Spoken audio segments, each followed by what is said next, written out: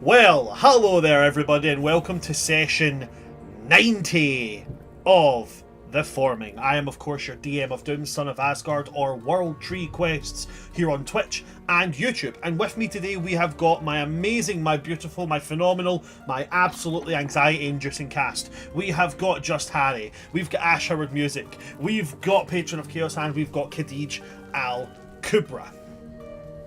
It's very inducing. You guys induce so much anxiety into me. Absolutely. We give as so much as we get. I will have you know that I am not going to sit here and take that kind of abuse. If anything, it's a compliment. It means you keep us on our toes. Right, listen, hold on. You want to talk about keeping each other on toes? The largest issue I've ever had to face as a DM has been, this is a really, really cool boss fight. I love it. It's going to be so intense. Shit, I didn't account for T-Rex. Right? Do you know how difficult it is to make a really intense cinematic boss fight when you've got to make everything that much bigger so a T-Rex will fit in the fucking room? I just realized Sheila can turn into a T-Rex, and I can enlarge that T-Rex. Wait, hang on. All we need to have a Godzilla kaiju fight. That's all we need. Godzilla! Sheila-zilla! Just saying. Just wait to the terrifying moment where she gets true polymorphing and just be a dragon. And also like, have the mentality of Sheila too. Like she could be T-Rex, but still have Sheila's brain. That will be a terrifying day for mortal Ken. So, where was I going with that? Yes. I don't have any housekeeping, so I think what we're going to do is we're just going to get straight into the recap of last session, and then we'll get into the nitty-gritty bits of the day, because we've got some exploration and some roleplay stuff to do today, guys. So, without further ado, does anybody want to take us away and tell us what in the uckety-fuckety-buckety happened last session? Don't all clamor at once, guys. It's okay. Like, we only need one. We kicked the mutated dragon thing's ass after Elion in like poked the owl bear. We did. We had getting his foot in his mouth. We absolutely did, because Elion can't resist running his fucking mouth. We had Elion's to fight. got, you know, trench foot. Elion has trench mouth. He's got like Elion is the walking epitome of Napoleon syndrome in this party. Like absolutely 100%. Absolutely. Napoleon's sick though. We've got Napoleon complex. We've got the mob friend. We've got the girl boss, and we've got the hippie flower child, summer child. What could possibly go wrong? The most unlikely of people. So yes, we do have. We did have an encounter with this draconic hybrid, an attempt to bring the draconic gods that these humans, this subsect of humans follow, into reality, which obviously did not go well, as only one of these attempted hybrids was actually successful, and even then success is a bit of a was it really though. So after he was defeated, what happened then? Afterwards, Rob the dead guy. Elion, yeah, the three of the party members and some of our and Karen went down and robbed a dead guy's corpse and found out a little bit about like some of the experiment stuff, not a lot, but some. And also they ran into another in human form dragon who referred to, after Sheila greeted him in draconic, like, safe travels, brother. He responded, safe travels, niece. Niece.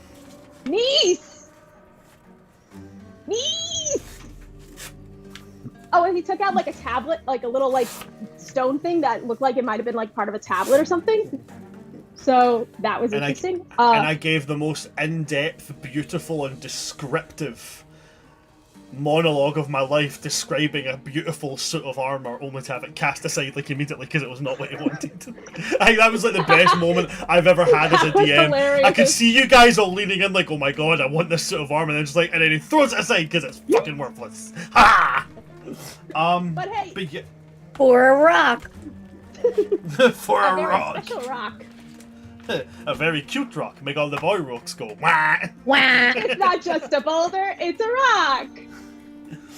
So yeah, we did have a really, really cool meeting with what is most likely, as from what everybody's put together, this golden dragon that has been in communications with both Sheila and with Elion. Mm-hmm. Speaking of gold, we managed to get to loot a lot of stuff, which is going to be divvied out between all of us, and including the art NPCs, which is good because some of them are like unpaid interns or just straight up like paupers currently. And meanwhile, while they were doing that, Arya was kind of like helping the newly transformed prince back to like who shifted to like more of a 22-year-old physically, but like mentally was still like 15-year-old. And it was Nazir, not Amun. Amun was in fact the draconic experimentation, and so Arya used Dimension Door to kind of get him outside into the gardens where he could kind of decompress because he's kind of gone nonverbal without having to see essentially the corpse of his big brother, because this kid is not in a good place, and she recognizes that because she's been in a similar kind of state before in the past. So she's just kind of trying to be like, help this kid out. And meanwhile, the city is still very deserted, very abnormally quiet for a place that was so full of life before. And we still don't know what's going on with the other ambassadors and emissaries. And the NPCs who were injured went to go lick their wounds, and then Zotali went off somewhere, I think, but we didn't really catch where. And yeah, that's what you missed on Fleet. Fantastic. Can we remember where we left off? We had just divvied up the money. You had indeed. Does everybody remember how much they got? Shit. It was somewhere in the thousands gold. I think it was. You did, 10,000 because gold? you were. Yep. So there was a shiny, not a shiny in gold. That's what it used to be called. They're now called cash and prizes. There was a cash and prizes that was cashed in for you guys, which meant that the rarity and value of your loot doubled or went up by one level. Mm-hmm.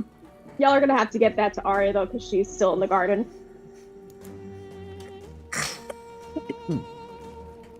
So we left off. Yep, Arya is in the garden with the newly brought back Prince Nazir, and the rest of you are still inside the palace,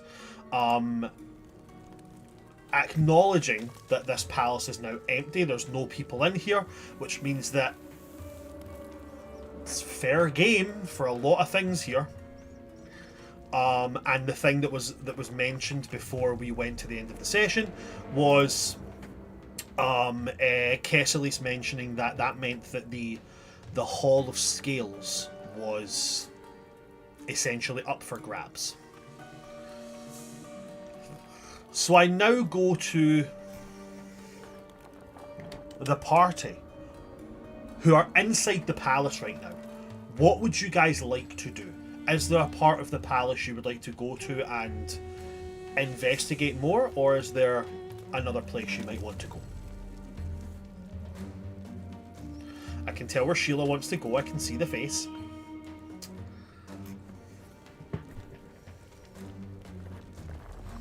I mean, I'll come with you.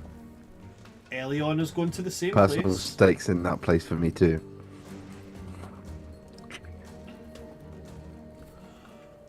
Reverie, what about yourself? I'm going to the jewelry store.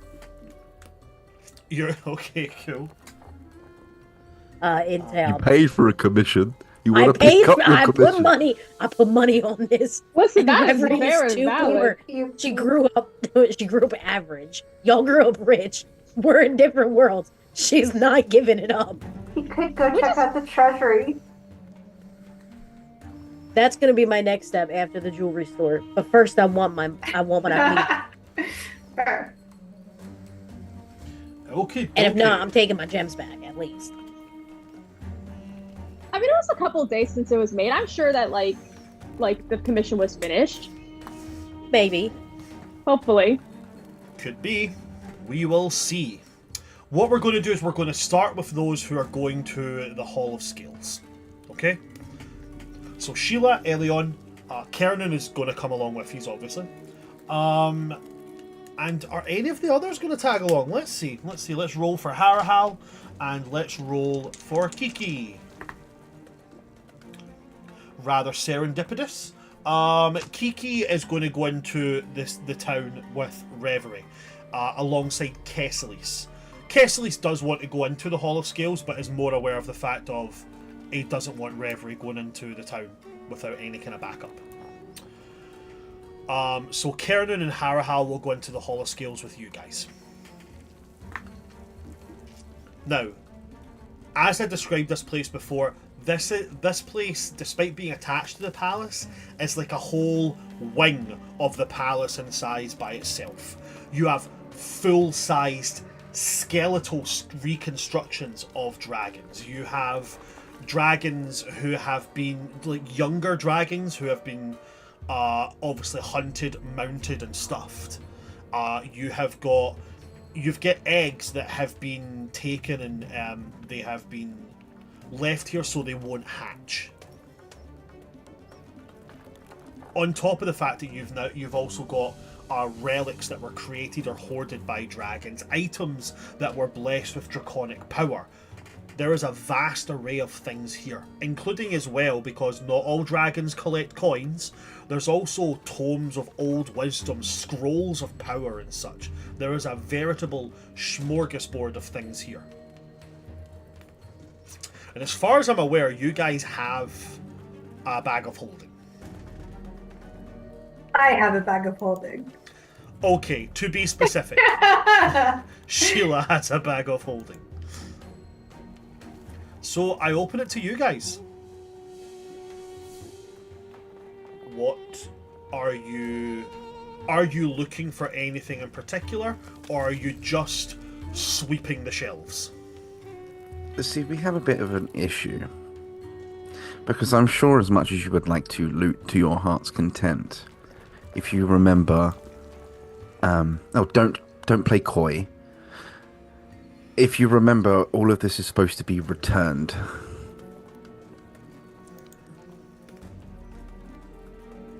I agree. To be specific, all that the Golden Dragon has asked for is that, one, anything that was taken from a dragon, specifically from that dragon, that be returned, and that any of the bodies and eggs be returned to him. Okay? So we can take infused items and such. So, like, if there's a spear that was blessed with draconic power, that's good to take.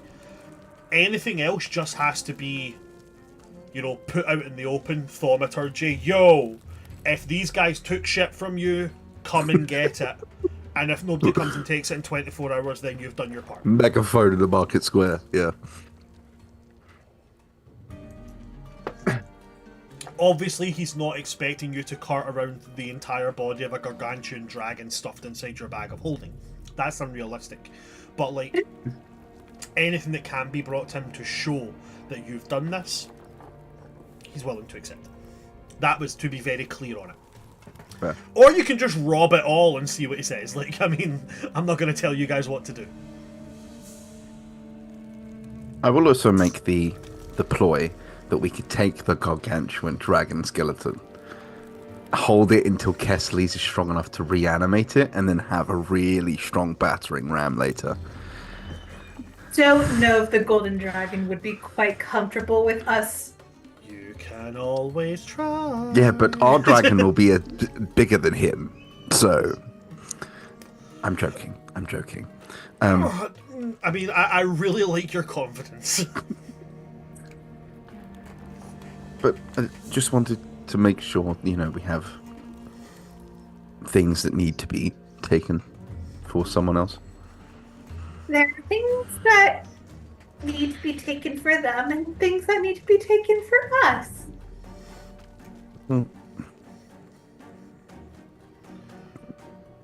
This feels like looting a corpse. How's it like looting a corpse? It's just gonna go. Someone else is just gonna come loot it.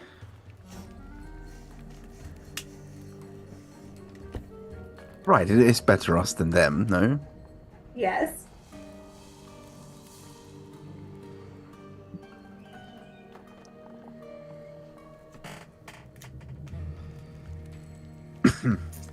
Is there a decision? Okay. Are you robbing the place, or are you going to hold to what you're supposed to do? Which is it?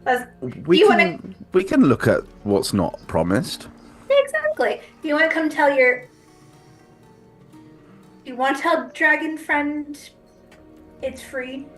It's clear? I don't know. I don't know about friend. He seems rather annoyed by my antics, which, to be fair, is commonplace. I mean, he didn't kill us. Well, I was dreaming.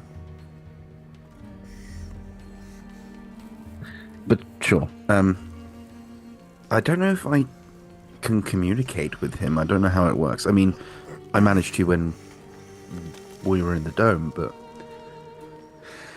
he did rather abruptly cut me off. I can try, although I would appreciate your company. Yes, happy to. Maybe I can still ask some of those questions that I didn't get to ask for you.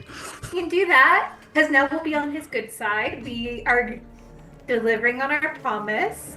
We can clarify the terms and conditions. And make Well, sure there was we're no not... contract, so... I know, but, like, we just need to know it's fair game. Do you commune with otherworldly dragons often? No. No? Okay. I was going to No. ask for some advice, but You I'm seem in the to dark. be the only one with the telekinesis bit. Well, I'll be honest, half the time it's because they own part of my soul, or they live rent-free in my brain, physically. So I'm a bit in the dark of doing it myself. Okay, I guess I will clear the ground, and I will sit cross-legged, as those of scholarly nature do. Mm-hmm. And I will close my eyes. Yep. And attempt to... Dream of England. Yeah. Dream of summer's marching glory. No, I will try to etherically shout.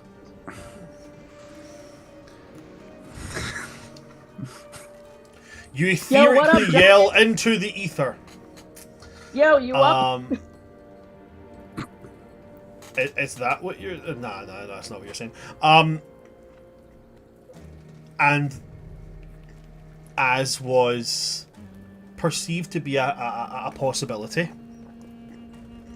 this dragon does answer. And there's almost a bit of humour behind its voice when it says, "So soon. I had anticipated at least a modicum of hesitation at giving up such riches." Well, I am nothing if not efficient.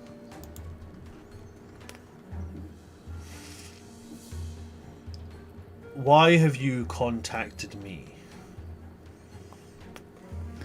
Because your stuff is taking up place in my apartment, and I'd really rather see it gone.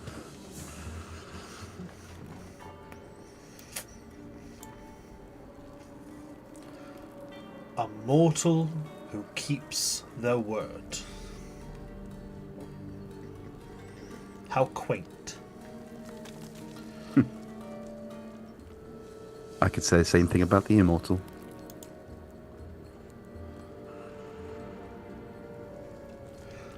Thank you for proving me incorrect. But I have all I want. Everything else is free for you to take. How so? What do you mean? I wanted only 2 things. The stone, and confirmation that mortals could not be trusted. You have only given me one of those things.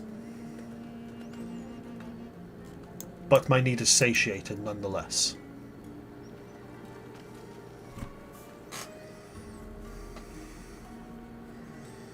And my promised reward of information.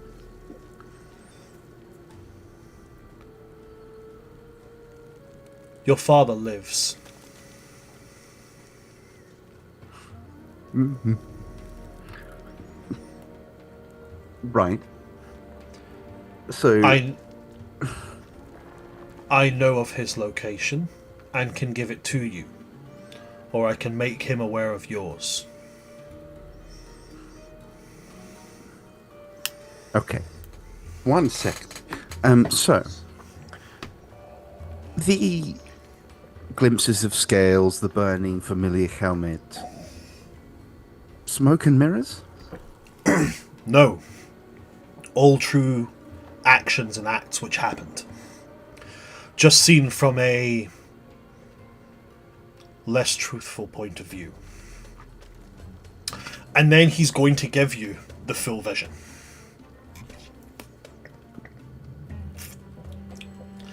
You see the flame bearers, these elites of Summer Eladrin military. The relic collectors, treasure hunters, and secret keepers and hoarders of Summer Eladrin society.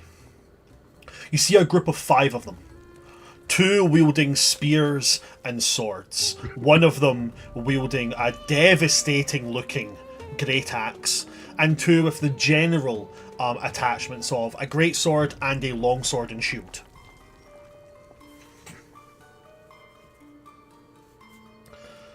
At the base of a mountain, they stand and look up, and you can see the very, very telltale signs of a dragon's lair. What gives it away are those deep chars and gouge marks on the outside of the mountain face. Not to mention the fact that there is a large glittering gold creature staring down at them. What follows next is a flash of communication. The dragon giving them guest rights and allowing them to enter the mountain. Your father at the front laying down his shield and sword and taking off his helmet and leaving it on the ground as well, to enter into communications with this dragon, asking it for aid, asking it in any way how it can help the Summer Eladrin and their trials moving forward, asking for secrets, for relics, for any magic or knowledge it can spare. And then you see when it asks what they want it for, and the answers that are given outline a very specific path that the Summer Eladrin have been set upon. A path of survival at the cost of all others. It's now you start to see that the choices made by the Summer King weren't recent choices. There was a plan all along. That Summer would become the total rulers of this world. As these answers are given, you can see discomfort on your father's face all the time. Very evident he does not agree with this. And it becomes very evident, based on your past conversations with this gold dragon, that he is also able to tell. And he denies them aid. Citing that the fact that he cannot give aid towards something he does not believe in. Nor can he give aid to someone who will ask for it with an untruthful heart. The other 4 flame bearers become incensed at this. They draw weapons, and their weapons glimmer like flame-bearer weapons you've seen before, instead of simply igniting in flame, seeming to be made of light to themselves. And the dragon prepares for combat. And when told to take up arms, your father picks up his sword and picks up his shield. And then turns to face the other flame bearers, telling them that this is not what Summer is supposed to be. Summer is supposed to be the fire that protects the borders. They're supposed to be the standing force. They're not supposed to be conquerors. They're supposed to be defenders and protectors. At which point, the melee begins. Now, I'm not going to say that your father was some immense and uniquely skilled warrior. We're not talking like Arthur Dane. Mm-hmm. But it would be very, very realistic to compare him to somebody like Ned Stark. Mm-hmm. He ain't breaking into the top. He ain't breaking into like the top 5s. But he's easily someplace in the top 10. Yeah. Where they come at him with brute force, he's able to sidestep and use minimal skill to overbalance the issue. Easily taking care of the pair wielding the great weapons. When those who wield the spears come at him with heightened defense and longer reach with a bit more skill, he's able to drop his shield, take hold of his sword, and use sheer brute force to overcome them. You see several places where things that he does, you do yourself. Things that are maybe not in the most efficient and skillful way of fighting, but they fit for how you fight. Mm-hmm. And you see a point where, from the scattering of loot that's all over this place, he drops the hand from one sword and scoops up another short sword and then begins to take them both on, wielding 2 weapons. And it's there that he comes alive. The flames come when he stands over the 2 spear wielders who are now dead, and an enemy he thought dispatched comes up behind him, drawing back that greatsword to swing and take from the head before flames overcome. And it just so happens that in these flames that get overcome, your father's helmet where he left it lying is caught in the flames and melts into the ground, right as a flame bearer, gauntleted hand falls down behind it, tying in the vision that you saw. Mm-hmm.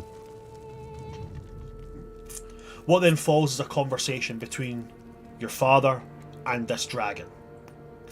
And this dragon telling him that, as far as he has always known, mortals have never been worthy of the world that he and his siblings contributed power to make.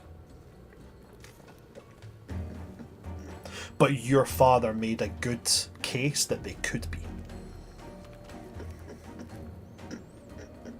And you see your father take part in something that you yourself have taken part in, as he bends a knee and he takes an oath.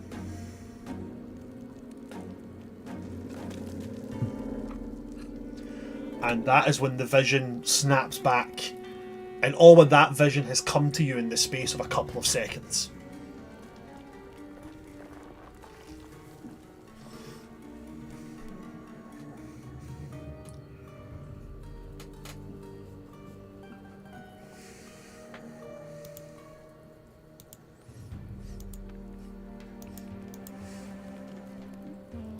Okay.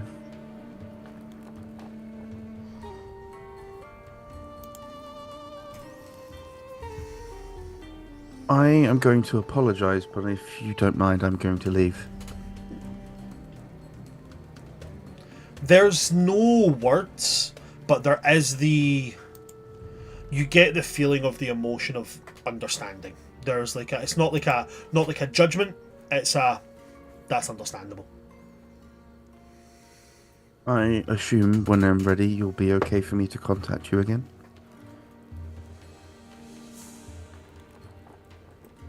In your own time.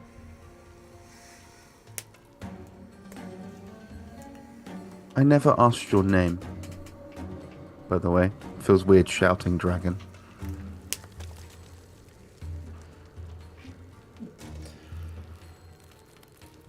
I will give you my name when we meet face to face.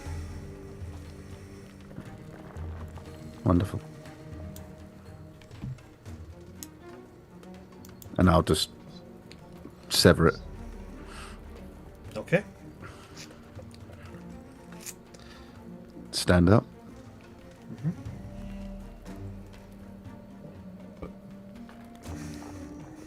It's yours to loot. Excuse me. And I'll just leave. Okay.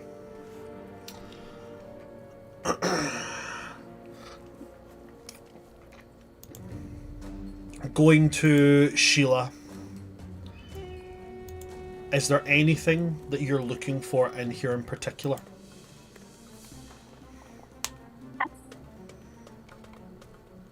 Sorry, was that a yes? You cut out a little bit. I am. What are you looking for in particular? If there's anything around kind of the lore of the sacred cord and whatnot, Okay. anything relevant to that. But then just as a side note as well, hearing that just kind of everything's fair game. And like, don't need to bring anything. I think she will try and pick up any eggs she sees not feeling comfortable leaving them.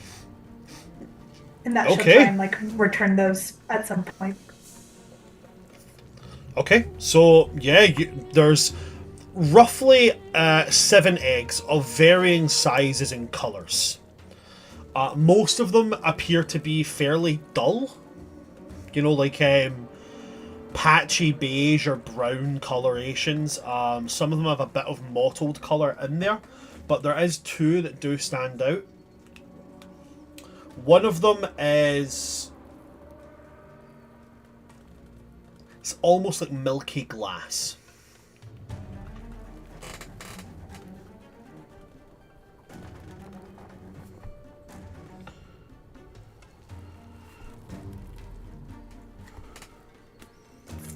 And one of them is a...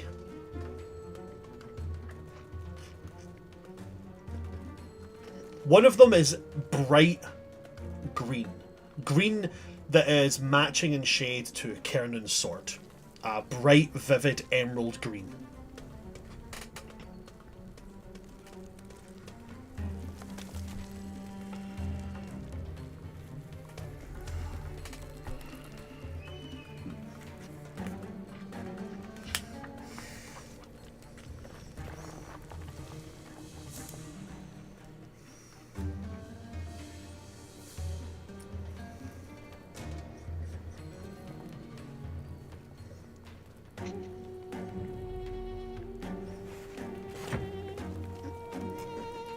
You got all that?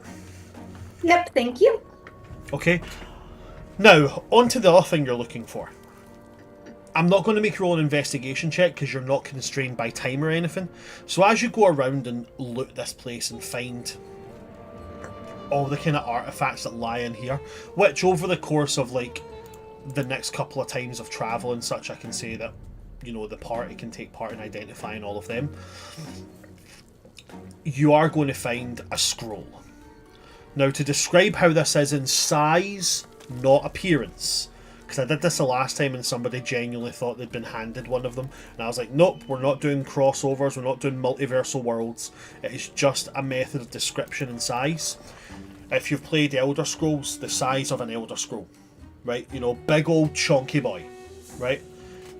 Come across one of these. It is bound inside stone rather than inside gilded metal. And upon opening it, in Draconic, you can see all of the notations, all of the chronicled story of the creation of this world from the point of view of the dragons, and the dragons' contribution towards this chord of creation. This singular, powerful, magical instance that would grant the ability of a great and powerful act of creation. It's also going to give you exactly what that act entails. Essentially, what this would allow you to do.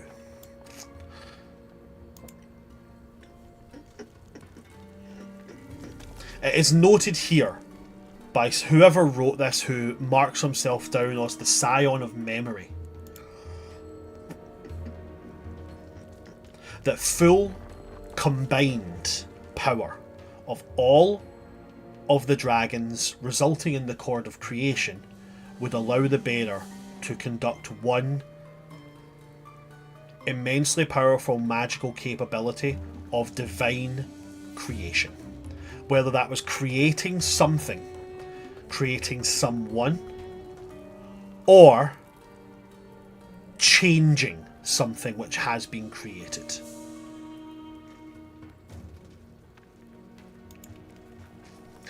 To be clear on what that means,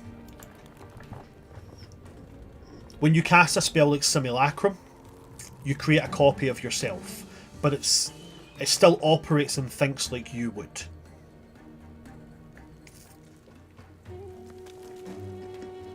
This would allow you to create an entirely unique person with their own mindset, their own beliefs, their own wants and needs, which no other feat of magic is capable of doing. It would also allow you to look back on all that has been created in this world and change something. Essentially, changing its entire path forward. The further parts of this writing go on then to say why this was something they decided to tear and break apart. And it ends with the citing that no mere mortal should ever be given this type of power. And that their deepest regret is that in bringing this world into creation, it has created this thing.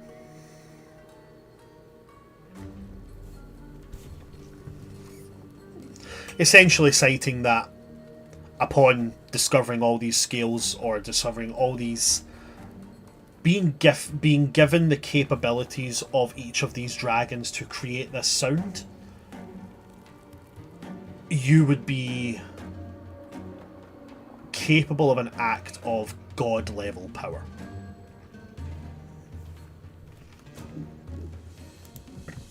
I cannot be any more specific until you find all the pieces.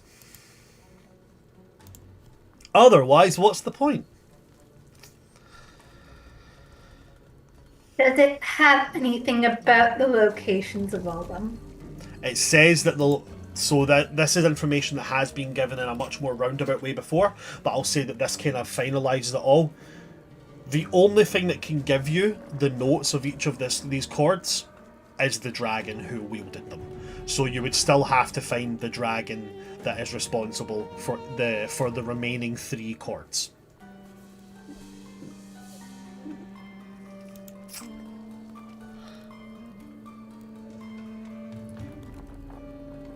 Anything else that you would like to look for in here, or is from here on out you're just sweeping shelves?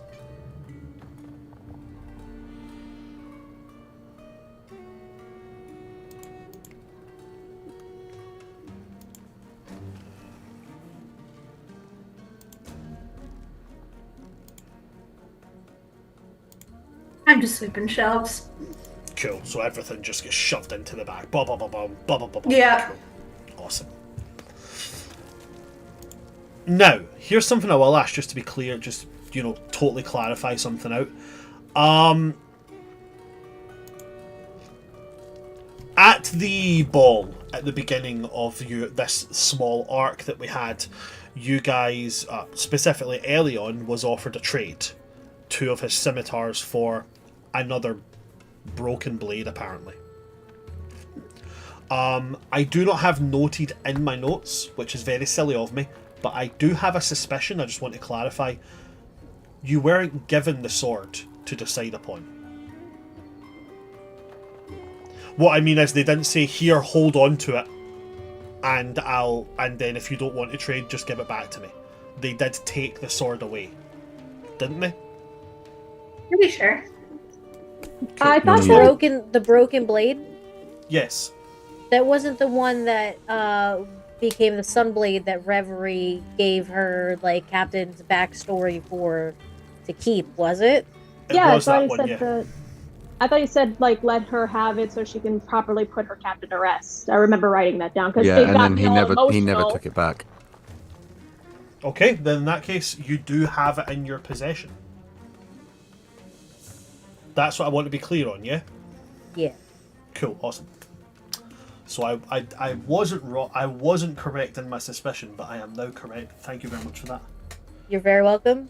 I got the big forehead for big brains.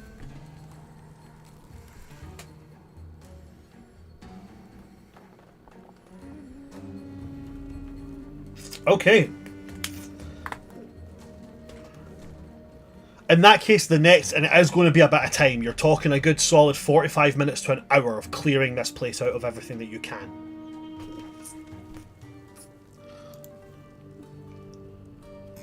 So you have, to give a brief description of it, there's about 6 or 7 magical items.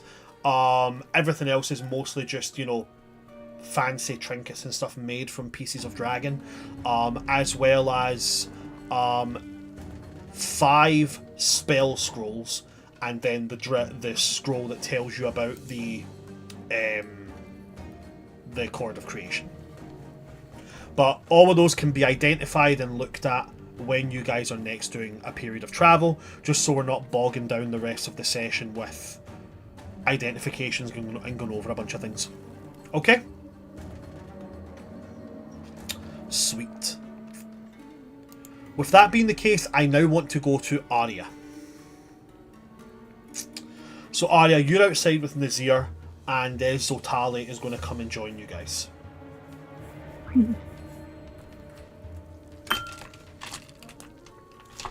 And as he comes up behind you, Arya, and sees Nazir, kind of just like sitting, staring out at the gardens, he'll lean towards you and... How is he handling things? Is he okay? I think he's still processing. He's gone a bit non-verbal. I have a little bit of experience with that myself. Just thought he could stand to have a little bit of time decompressing in a place that was peaceful but familiar. I thought of getting him a glass of water like my brother used to do for me, but I didn't want to leave him alone. That's good. How are you doing? I'm settling in. That's good. If we get a chance to, we'll see if we can get you some supplies in the venturing pack, and more than one set of clothes too. Even though it's pretty deserted around here. Feels a bit wrong, honestly. It's so full of life before, so much color, music constantly. Feels wrong. Being so silent. That's what happens. I don't very much like silence. It's always made me uncomfortable. Probably because I was forced to be silent for a good portion of my life. I understand. I know you do.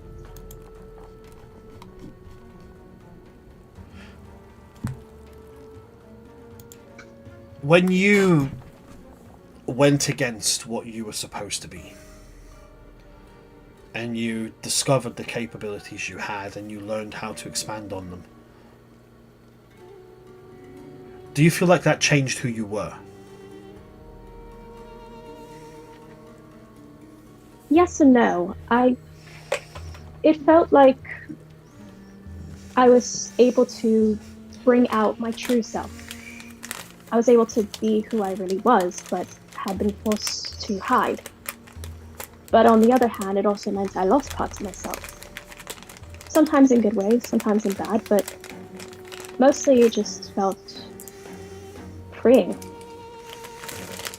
Spent so long being caged, and then even when I got out, it took me a long time to really feel like I wasn't there anymore still. I'm still working on that, but I like to think of it as like a constant work of art. You're always renewing and creating yourself.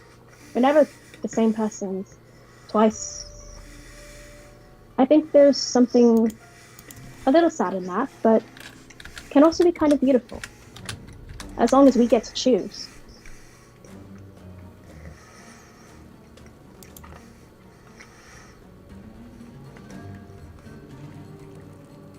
I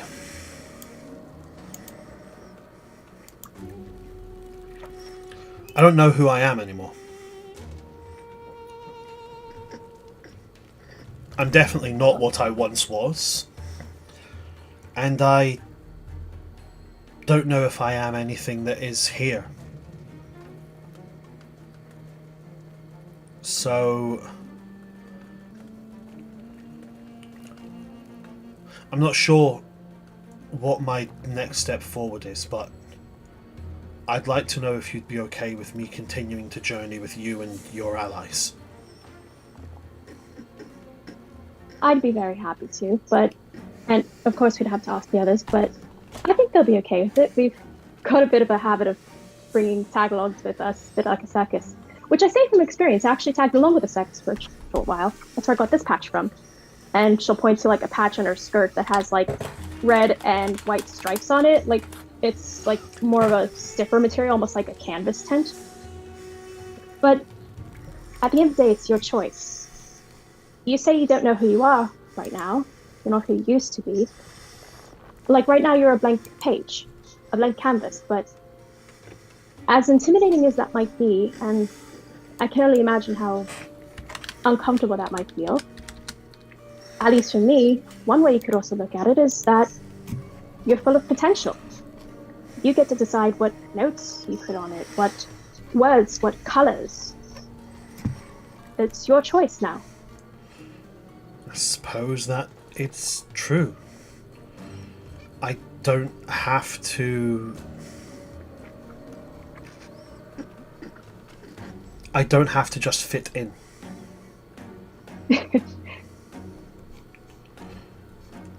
Thank you. You know, of course, and you know, I spent most of my life feeling like I had to fit in and just never could. Like I was wrong. But recently, my ancestor Raziel taught me that no one's meant to fit in anywhere because we're not pieces of broken glass or puzzles that need some hole to find some hole in the world that's missing us in order to belong. We can create our own belonging because we're our own masterpieces. We can choose who falls into place around us, choose who we want to be. And there's something freeing in that. I'm still learning to feel the truth of that, not just know it intellectually, but it doesn't stop it from being true. We can make our own belonging. You and me. I just have to be brave enough to try. And I think there's something freeing in that.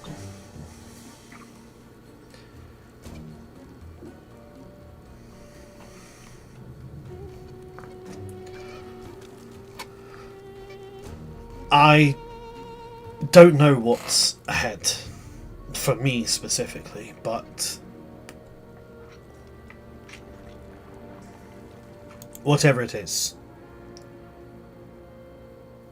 I'm willing to be entirely open to it.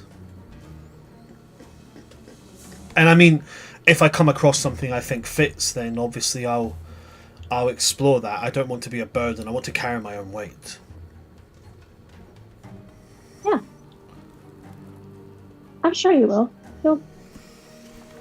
You'll find what note you're supposed to play in the harmony of life.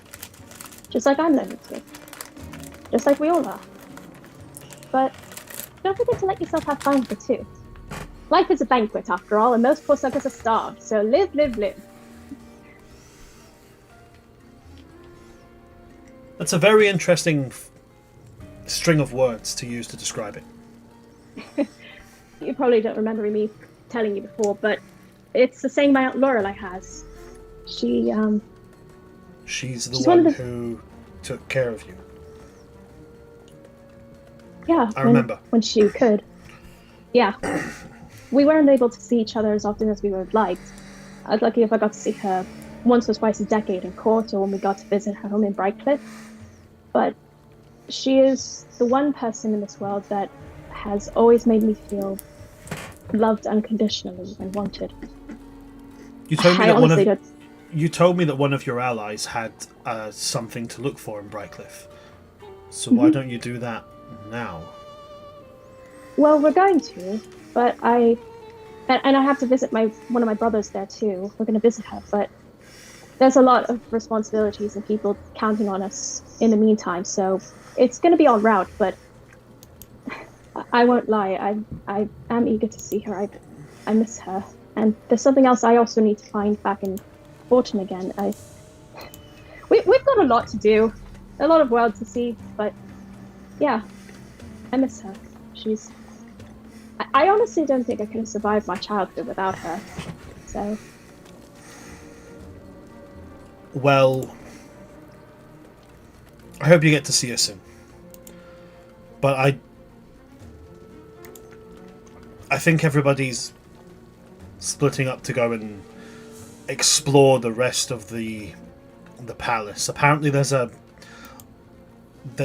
rooms that you can take things from. I don't know what it means. I think since a lot of things have been deserted by the people here, it's sort of a bit of, I'm going to say this out of earshot of Nazir, even if he's not really listening, of kind of looting.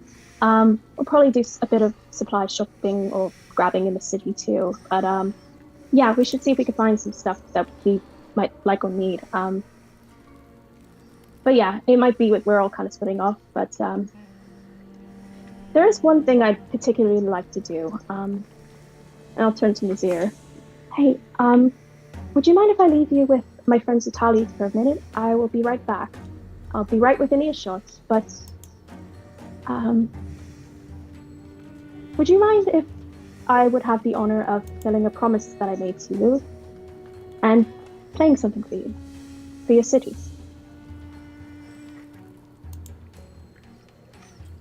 He's still fairly like 1,000-yard stare off into the distance, so he doesn't really answer, but he also doesn't go, no, don't do that, so it's free for you to determine.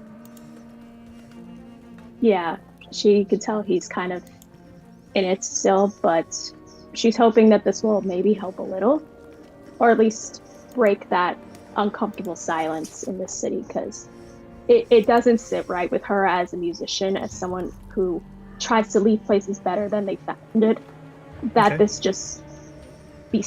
town be silent.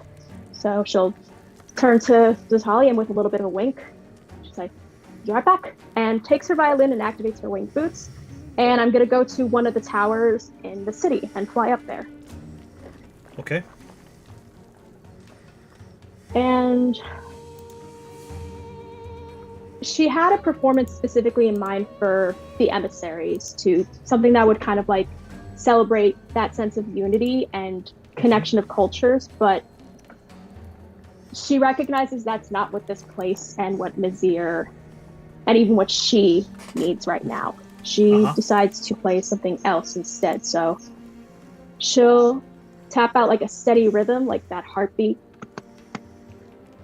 rhythm, and keep that going with minor illusion. And she will play something a little bit more somber at first, something that is mostly for Nazir and also partly for herself, because she recognized that right now he's alone. He lost things, lost parts of himself, lost his family, and she also lost someone recently and hasn't really come fully to terms with that with her brother. So she's going to start out playing this song that kind of gets that grief in that sense of loss and longing and wishing that you could change that, but also recognizing you need to let go. And it's going to sound like a violin cover of Say Something, I'm Giving Up on You. And she dances and moves around, very contemporary mixed with ballet. And she does this not just from one tower, but she flies to another and to another as she plays all around the city. But then midway, when it's like that crescendo, and then it sounds like she's about to fall, which she does, she shifts it into something that sounds more hopeful and more like a journey forward. Because she also remembers this was a city full of people who made an exodus by choice to be able to live their lives and live their beliefs, but left something behind in the process. And while it was worth it, it was still something left behind. But rather than sit in the sorrow, that we can choose to move forward with it and find a new life and a new way. And the song starts to sound like When You Believe from the Prince of Egypt. And she plays with that sense of like moving forward and hope, and like we can be who we wish to be when we choose it, and we can still honor what we left behind and move forward. And that sense of hope and rising into something new and possibly better. And she does this and dances around all the spires and all the parts of the city, flying and dancing, and just filling it with as much music and feeling as she can. And praying in a sense that the greater hand will carry this through, and maybe even somehow the people who left the city and the humans there, and somehow Nazir and herself and even Zotali will feel this as well, because this is worship for her as well, not just performance for something she loves, but that sense of like, this is how she honors what she is meant to do, which is to uplift people. And she hopes that this will, even for just a moment, fill the city with music again. Okay, so in that case, what I'm going to ask you to do here is it's going to be a...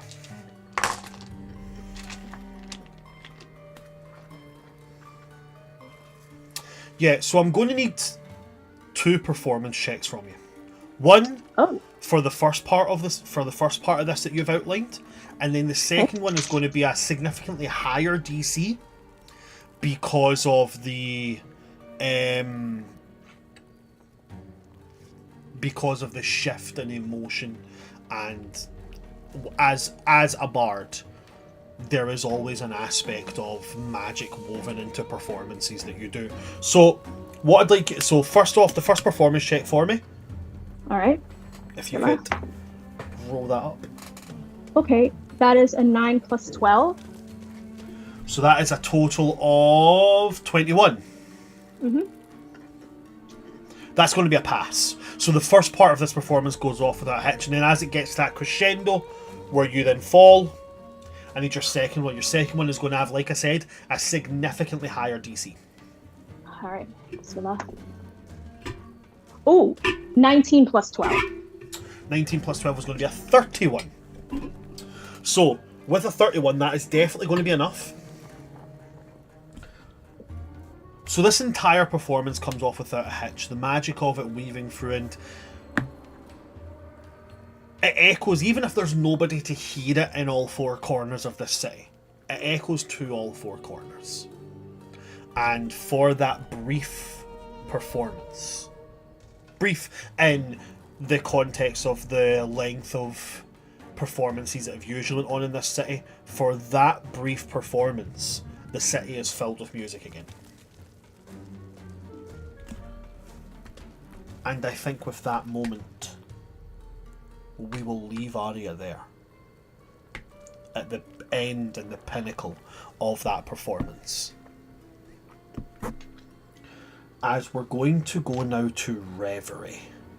And then I'm going to cycle back to Elion, who's now split off, before we go into our break.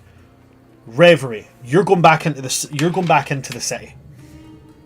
I'm going rob the jewelry store. The place is dead. There is nobody here. It's a ghost city. You can find your way to the jewellery store actually with relative ease, and you realise that what took you so long to find it the last time was because of how many people there was in the streets. You're a 10-minute walk from the palace, easily, with nobody getting in your way. When you see this jewellery store, The door has been left open. There's nobody inside. Okay. If you roll me an investigation check, I will give you advantage, as Kesslis will probably help you while Kiki stands outside.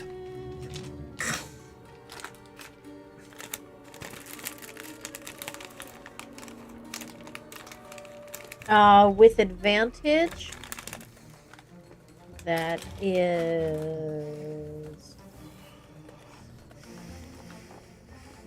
I can do math.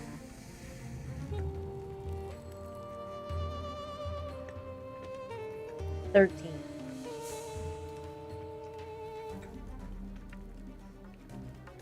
With a 13, as you're looking around, like, everything's been taken. All the jewels, all the precious metals, all the tools, everything has been packed up and taken. Or they've been stolen. You can't really be sure. As the tools have all been taken, it kind of makes sense that they packed up all of it. Maybe this jeweler was part of the people that got away with the Exodus.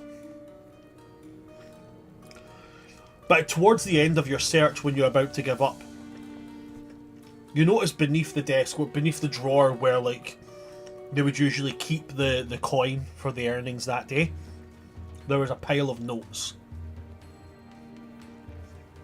And upon looking at them, they are messages to people who had commissions, saying that the commissions will be honoured and that they intend to flee to a location they cannot give you. However, you know what it was that you asked for, and that should you be able to, you'll be able to locate them if you have access to the correct magic using like a locate object, locate person thing. They've also said that those who have had a commission with them have met them face to face. Evidently this person has some basic level of understanding of magic, and they've said that for 1 hour after dawn they will ensure they can be scryed.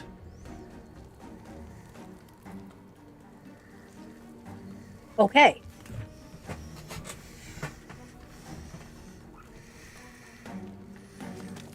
But with a 13 you're not going to find anything else. Okay.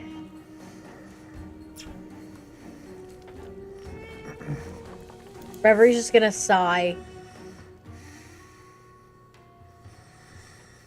And then go, alright, well, let's go rob the treasury, I guess. Okay. Robbing the treasury. Interesting wording. Well, it's open game now. Well, the reason I said interesting question is because you're one of the few people in the party who might know this, but roll me a history check. History.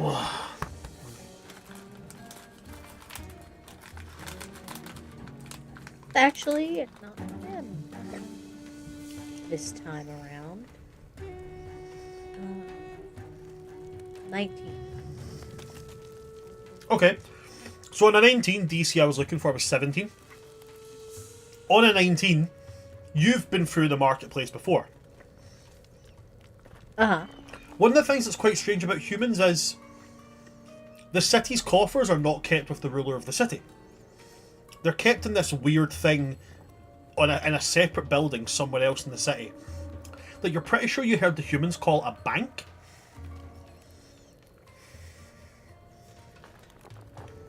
Rob the bank, tell him make me a grill. So you can look around for this building, and eventually you'll come across a building which is large and obscenely decorated, ornate as fuck, and has a sign on the outside of it which... What is that on your microphone, Harry? It's My beholder. It's just a little Okay. guy. My little buddy. My little buddy. What's his name? Beholder. He needs a name. I'm gonna call him Frank. Oh my god, you're that kind of weirdo that calls their dog dog. Why couldn't you just name him Barry? This is my guy. Ooh. Ooh. This is an undead dragon. Fancy. Ooh. Hold on. I'll go Phoebe. bigger. I got him from UK Games I have Expo. Ent. What's that? Listen, I'm a Warhammer 40k collector. Don't make me get Mortarion. Oh no, are we gonna Oh, get a no. my horse is bigger than your horse scenario? No, because I just say I'm the We're DM. switching gears now. This is all Warhammer. We're now going to be playing the Warhammer 40k TTRPG. Everybody get ready to die. Girls, your minis are both pretty. I call him Slimy. No. He hates his mini. So finding the bank is the easy part. Getting inside is the easy part. However, you come to your first issue with it when you see that one of the few metal things in this city is a gigantic door in the back of this large building that's apparently called a bank. It looks very similar to doors like this you've seen before. It's a vault door. But there are 4 keyholes.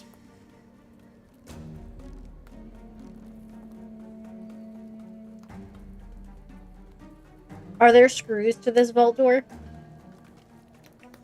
As in, like, screws? Yeah, like what's keeping the door open? Oh, it's like heavily bolted and pillared in place.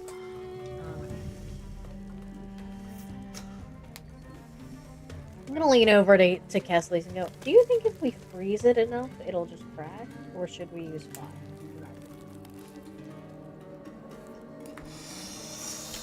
Oh, Is it made of gold? Like a lot of the city is? it's made of like really, really brightly polished metal. Based on what you know about metalcraft, it would probably be made of like really, really intense iron or the worst steel.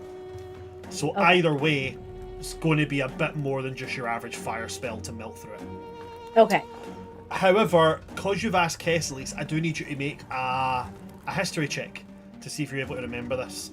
I am going to say specifically on this one, Kessleys will give because it's about Kessleys, will give the help action, but you'll still be rolling it at base because of the condition you were in when he did this thing. Okay,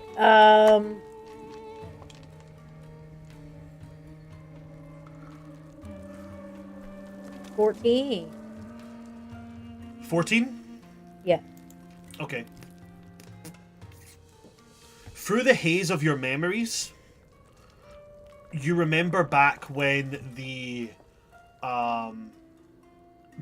palace in autumn was being attacked, and how large pieces of the palace had fallen onto the lower floors, and that Kessler was able to circumvent them by basically touching them and creating a tunnel through them.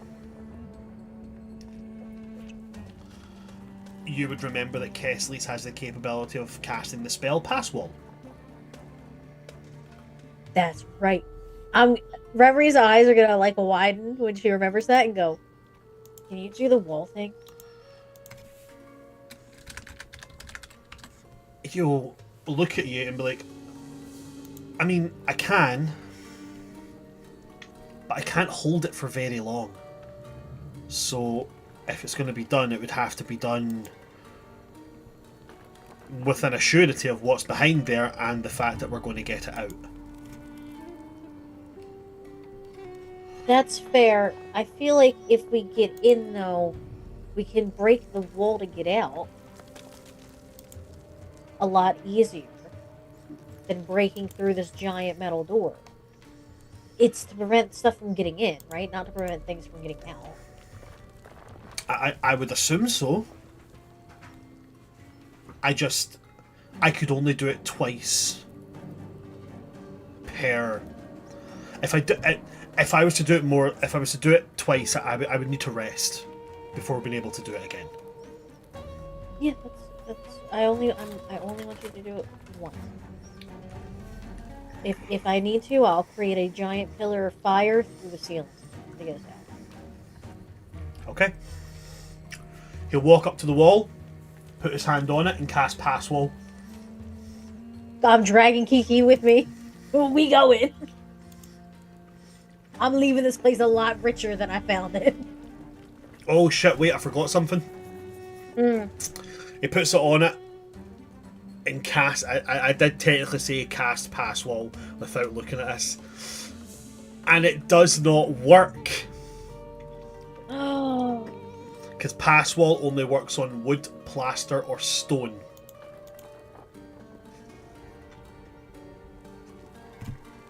So he's going to do that. And he's going to.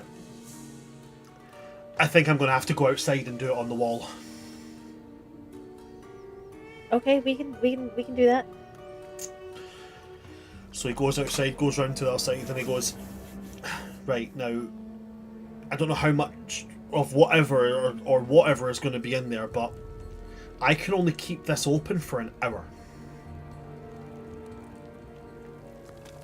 Perfectly fine. Puts his hand on it and casts Pass Wall, and this time it does open. And the Pass Wall that opens up is going to specifically be 5 foot wide, 8 feet tall, and it does have a range of 20 feet, but the wall is only 5 foot thick. Uh-huh. So the tunnel is 5 foot long. And in here you can see quite the amount of gold. One could say it's an entire city's coffers worth of gold.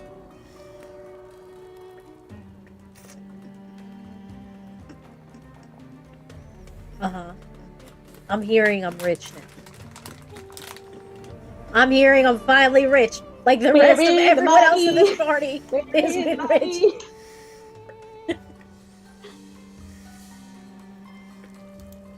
Yeah, I'm gonna start chucking bags of money out the hole. Okay.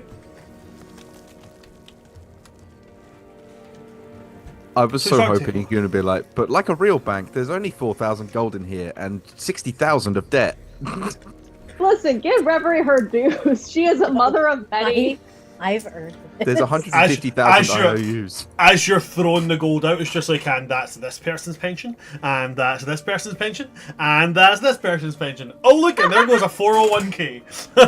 And there's a pension, and there's a pension. The city is abandoned. It's fine. Bitcoin in there. They left it behind. No, there's no Bitcoin, but for some reason you find a bag that's labelled Doge.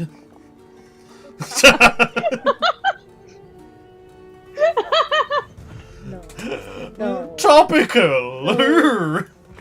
Yeah, I'm Remember telling when Kiki to start Dogecoin- chucking bags of money out the Remember hole. when Dogecoin was meant to be a thing?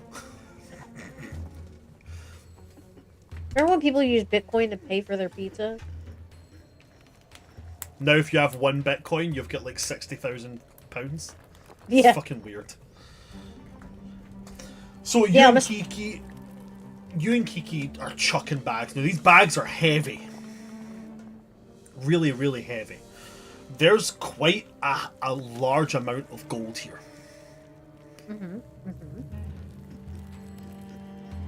Throwing. After maybe about half an hour, you've got all the bags out. Yes. There appears to be roughly. Just try to do the math here. Give me a moment.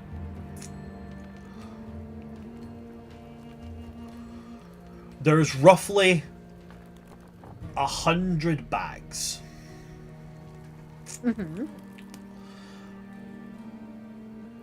If you were to take a look in and give an estimate, or well, I guess that'll be what Kessler's does because he can't really do anything else except count. Okay, with disadvantage on it, because he's concentrating on a spell, we're going to call it a perception check for him. With disadvantage, it's a 22. He estimates roughly that there's about 500 gold per bag. meaning that, as is given by the general standing of a medium-sized city, within this handy little document I found of what would an entire city's budget be, a medium-sized city has got roughly a budget of about 50,000 gold pieces.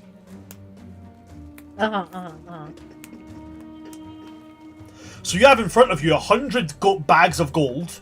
Each of those bags of gold has 500 gold pieces inside it. Ergo, you have 50,000 gold pieces. Okay. I'm going to send a sending to Sheila.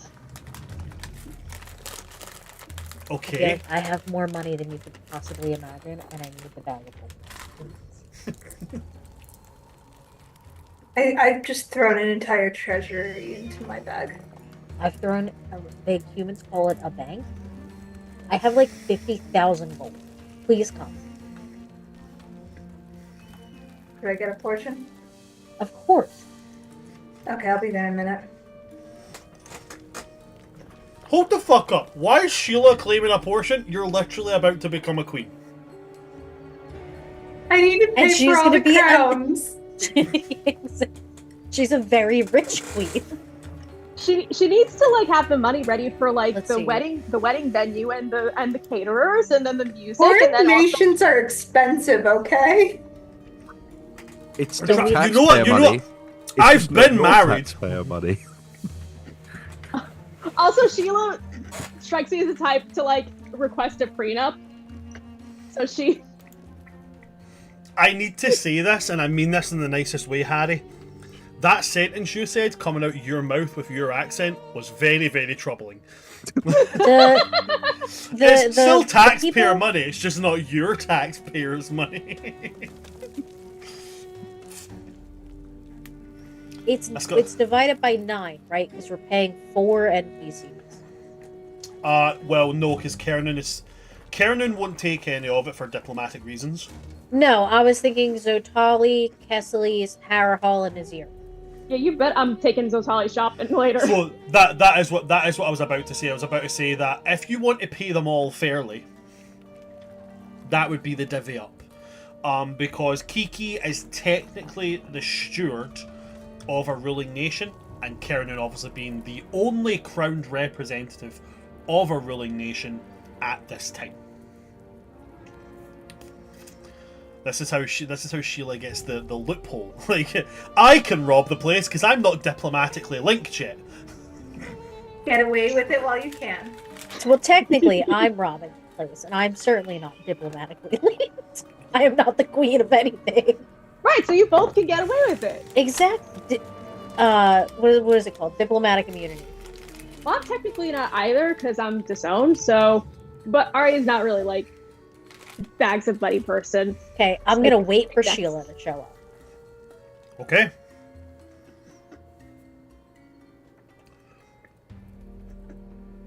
I'm going to go to Elion, because that's where I said I would go, and then we'll come back to you two pulling off Ocean's 11.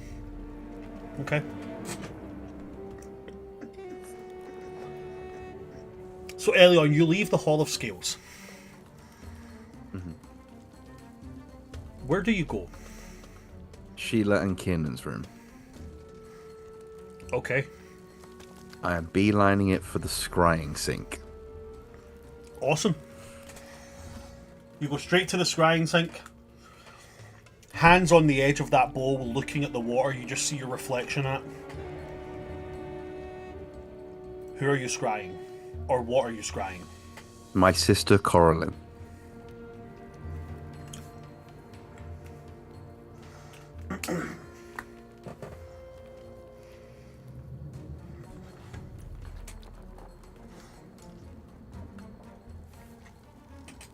The picture that forms starts out a little bit hazy. But inside it, it's kind of a modest little house. Catches you off guard because it doesn't look at all like where you would expect her to be.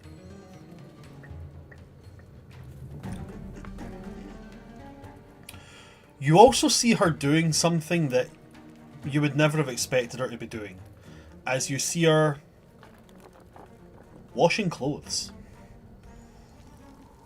standing at like a large wooden, like iron banded bucket, and just dipping closer. Remind me, how long's it been since you've seen your sister?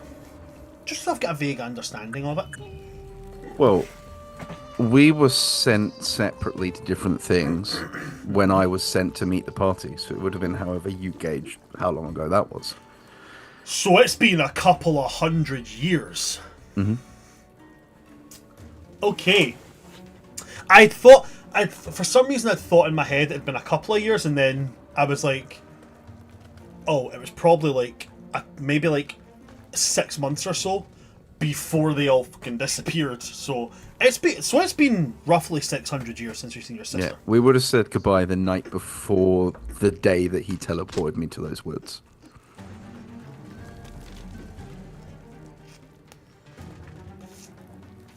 So, as you scry her, you see her kind of like from like behind and above.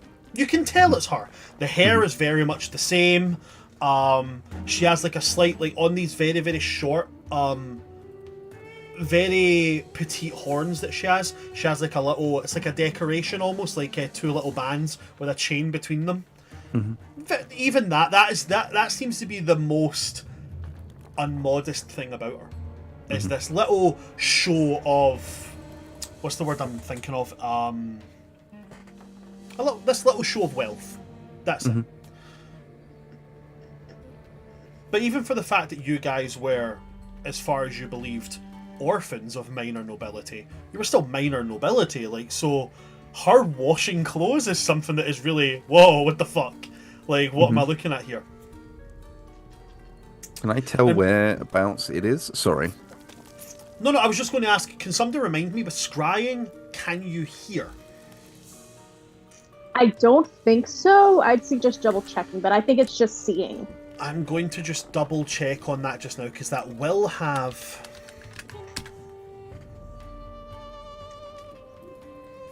No, wait. This one I remember you could hear because that's how Sheila heard about the political hoo-ha in spring. You can see and hear through the sensor.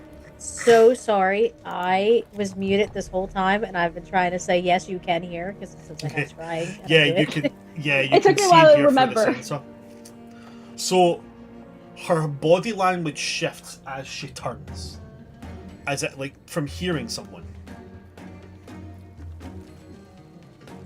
and a person is going to step into view next to her. Tall, broad-shouldered. Nothing quite to the level of like an autumn Eladrin or a spring Eladrin, but for a summer Eladrin, they got some shoulders. Very evidently, you can tell by what they're wearing, they're a smith. And unlike some of the courts, like in autumn, where like smiths can be parts of noble families, because smithing is quite a high quality and a big part of their culture, summer doesn't take smithing to be a major part. So the moment that he puts his arm around her, leans in and gives her a kiss in the forehead, if this were your father speaking, she would be considered to be dating far below her station. But it's only as she turns to, receive this kiss on the forehead that you can see that she is maybe into the late stages of bearing a child.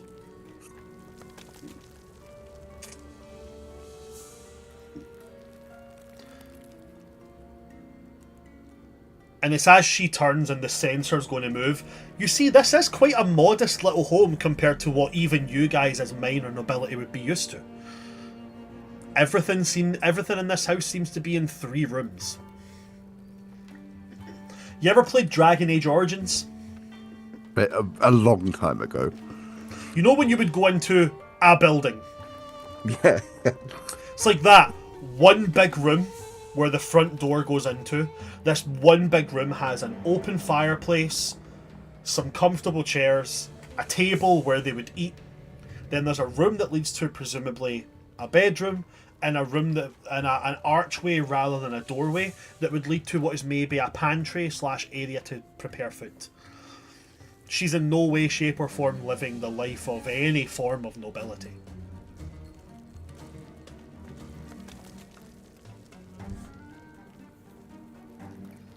But your sister is alive, and from the smile on her face, very, very well.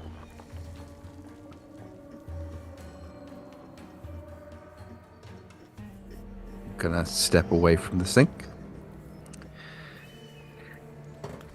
Take a very deep breath. And I'm going to sit facing the door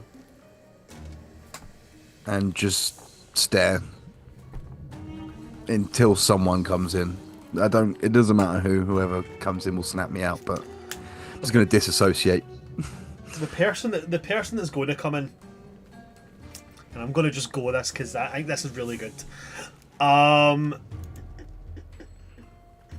We might be about 5 minutes late for our break, but I feel like this is warranting of it. The person that comes through the door is Harahal.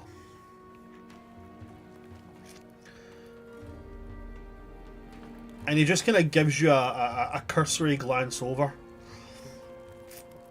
So, I'm not one for commenting when people do things that I think are different. But you were confronted with a room filled with incredibly powerful magical artifacts, and you gave it all away.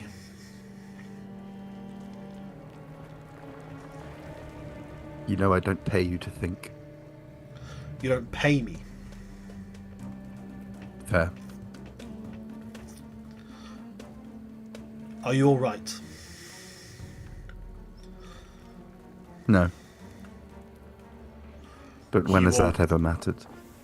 He'll walk towards you and he'll sit down as well, and it's very evident the difference in teachings when it's came to like combat and such, evidently in the way you fight, but also in the way that you hold what would be considered a comfortable but at ease position. As you're sitting down cross-legged, he sits down on his knees with the balls of his feet curled under, with his hands on his thighs.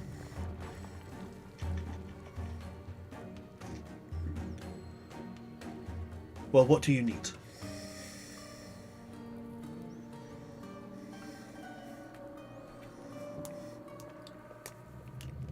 I don't claim to be famous, but is there any chance you know who I am?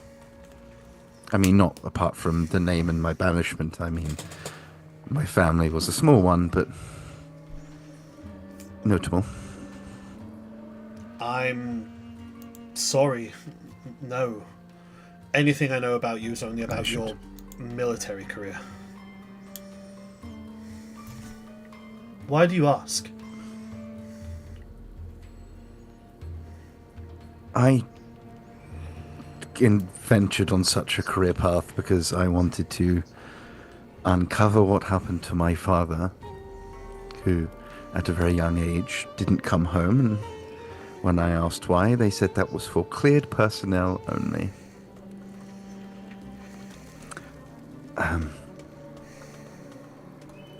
For all intents and purposes, when I got my hand on those records, he was killed in action. Most documents were vague, but not satisfying enough. So I turned to the one man who might be able to give me answers when he gave me attention.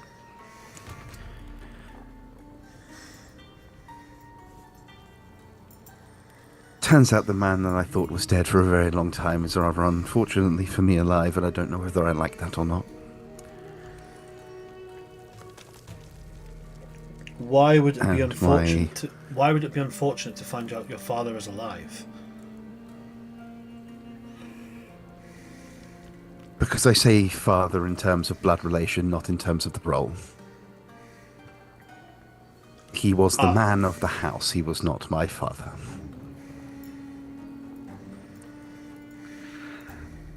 He was complicated and cold and distant and austere and everything a good tactician should be. But not everything. And yet a I father find should out- be. And yet I find out that all that's a lie, and he is warm and giving and a defender of the broken. One who turns on his commanding officers for moral reasons.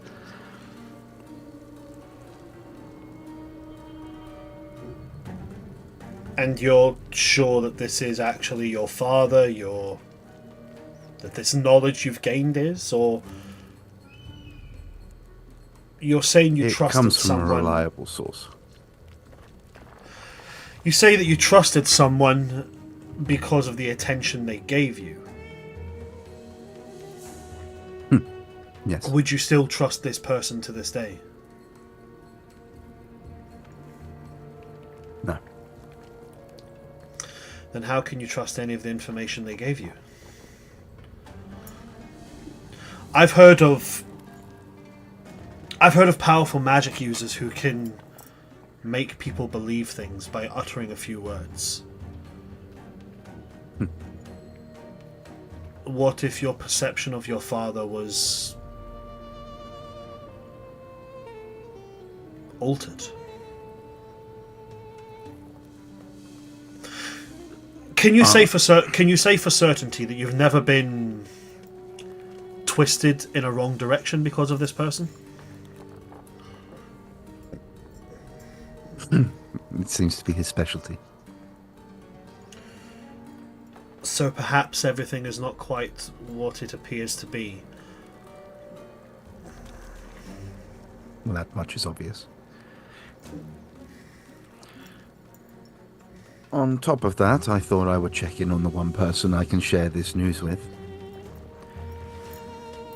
And now I can never see her again. Has she crossed to the next land? She's living a happy life in a modest home with a husband and a child on the way. Why does that mean you can't see her? Is this someone you're in love Because with? Is wherever that I why go- you can't? Because wherever I go, trouble follows. And my sister fought very hard for us to have a happy life. And after 600 years, she's finally got there. And the last thing I want to do is give in to my base urges and see her and hug her and cry in her arms. But what if I'm followed? What if the people that have debts against me see it fit now that I'm in the Summerlands to track me and kill me, and I lead them directly to my sister? People that have attachments, when they're being targeted, they are used as exploits. I did it myself. It's what I was trained to do.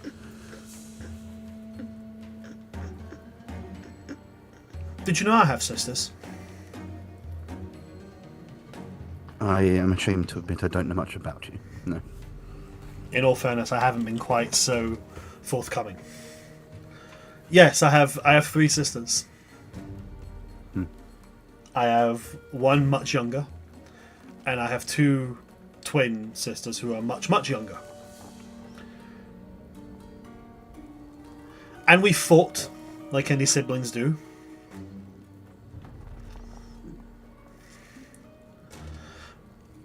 But I can tell you right now that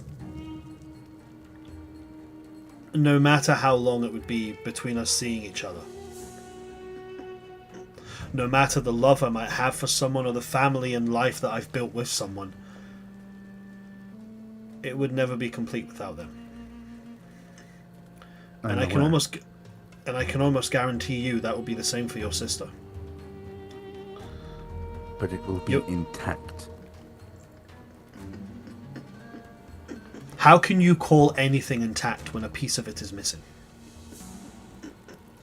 He's going to take his sword out and put it down, and he's going to hit the hilt of the sword once with the bit of his fist, and it pops the blade out, and he takes the pin which holds the blade in place out, and then he holds out the sword to you and says, "Duel me with this sword."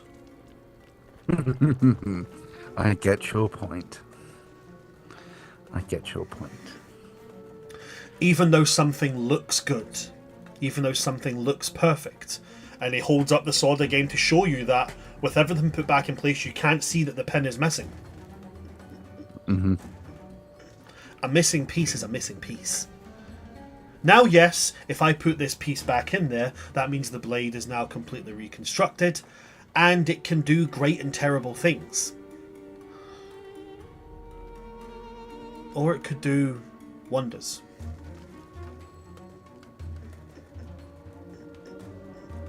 I know you've seen some things, and you've encountered bad luck and made poor decisions, which one day I hope to earn the privilege of being able to hear of.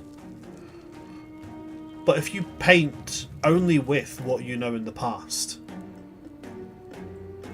all you'll ever have is what you saw in the past.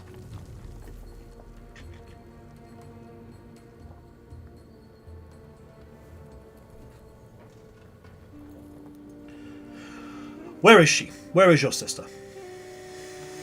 Somewhere, I believe. You said she had a husband.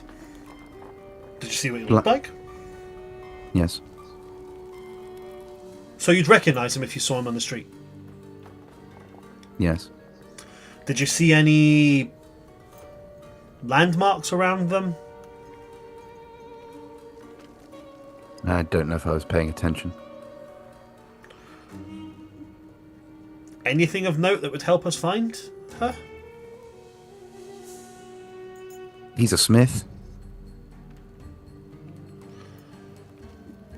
I know of a few places in summer which are major smithing hubs. I could put out contacts. I don't want to see her. Well, I do, but I can't. Okay. If you put that piece back in and the sword breaks, who do you blame but yourself?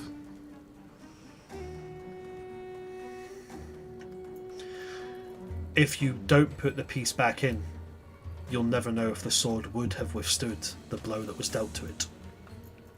I feel like we're going around in circles. That's how the logic of a soldier and the logic of a warrior works.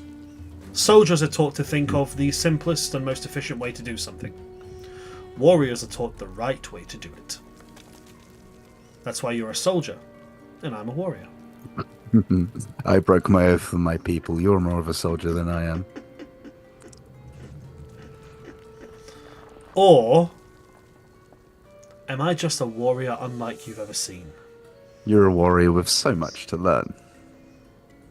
And you're a soldier who is not willing to learn his own lessons. They're Quite too the smart for pair me. we make.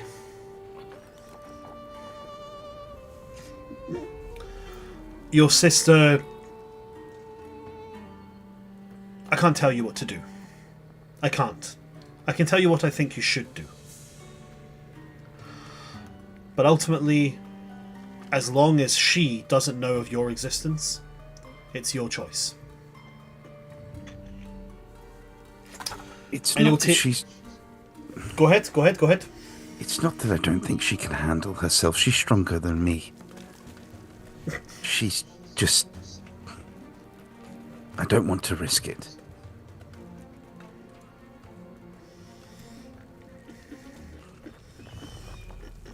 I understand. He'll take out his wineskin, and he's like, while everybody was raiding the Dragon Hall and all that such, I decided to raid the winery. Care to share? I would like to put it forward that you are not my type before we continue. I almost feel like I don't want to share with you anymore. No. You're definitely not my type. Nonsense, but sure.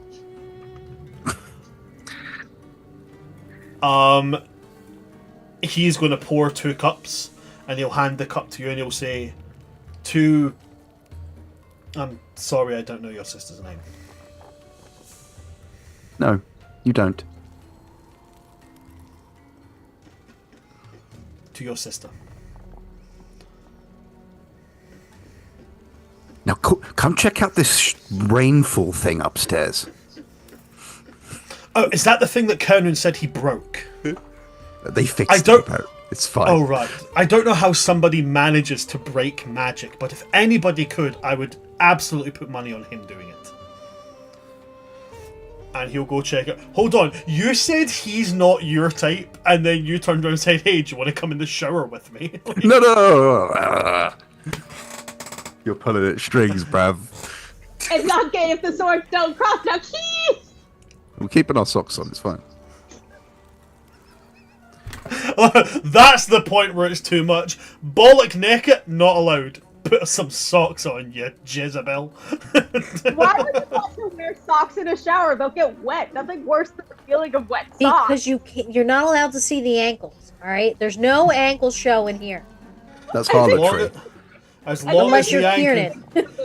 excuse, by the definitions of the Bible, as long as they cannot see your ankles, everything's good.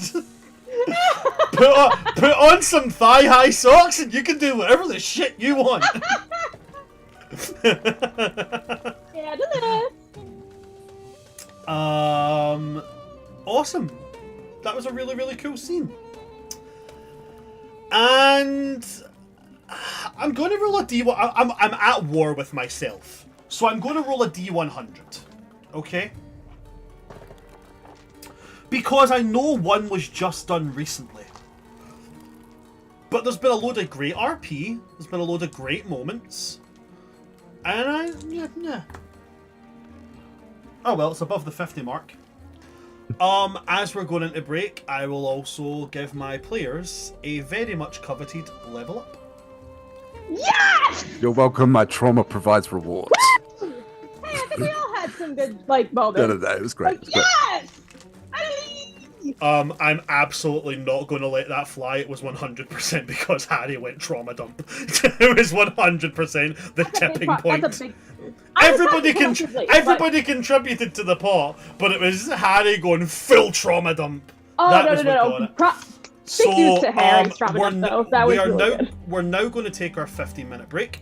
I apologise, we're a little bit late on it. Don't go anywhere, folks. We will see you guys in 15 minutes after our break.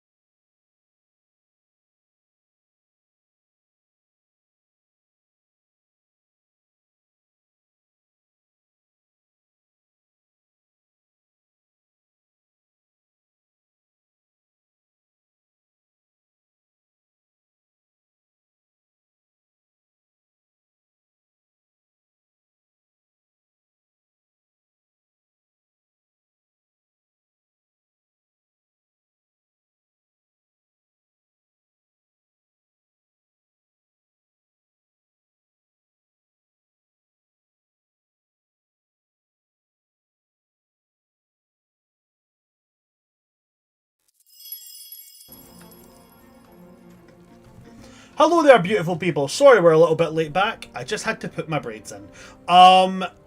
Welcome back to part 2 of our little session. When we left off, we had just had a beautiful moment between Harahal and Elion. They're so cute together. OTP. Mickey. And then they kiss. So now our little party, they're all grown up now, guys. They're level 11. Woo! They're so pretty. Reverie, you said that you divvied up how much gold everybody was meant to get. Yes, I had to wait for Sheila, but it was a lot of gold, so I had to do math. I'm not Okay. good at it, so. So, would you like to regale everyone on how much gold they're gonna get? Okay, everyone, you're gonna get 5,555 gold and 56 silver. Woo! What? How cool is that? Look at all We them love that. pennies. Yeah. Ash was like, "Excuse me."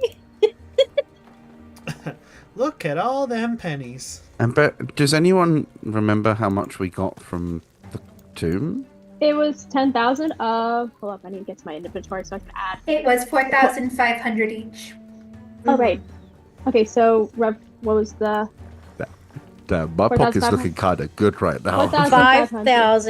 5,555 gold and 56 silver. Has such a store price. This TV is only £5,555 and 56 pence.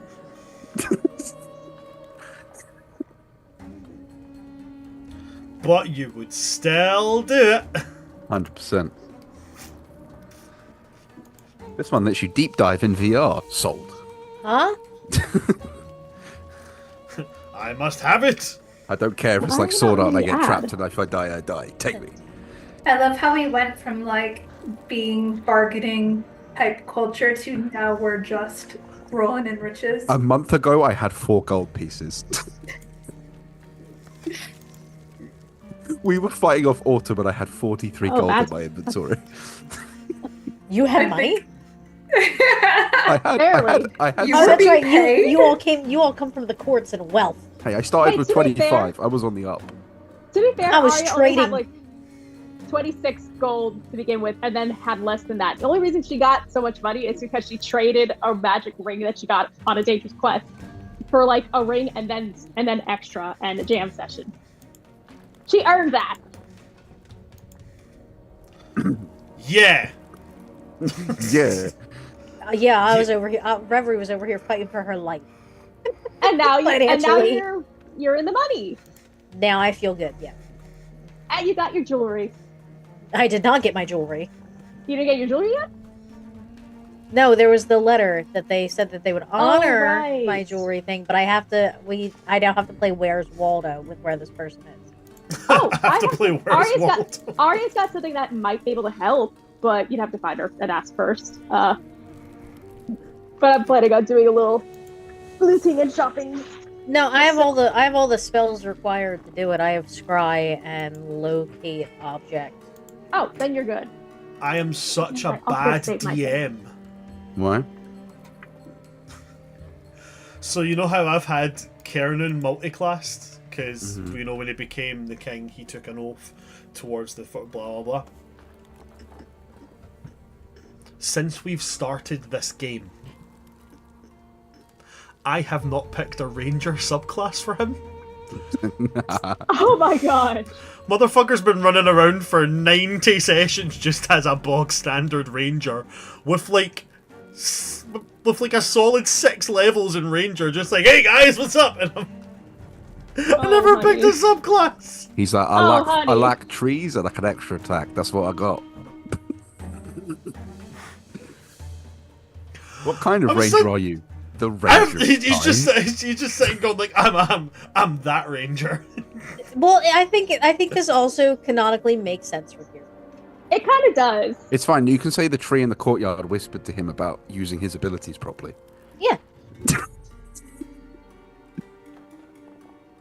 Pick a subclass, you fool, fool, fool. No, actually, this works.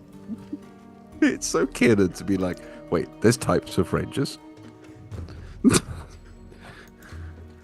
I'm gonna... No, right, okay, so that, I got it sorted. We good? Gloomstalker.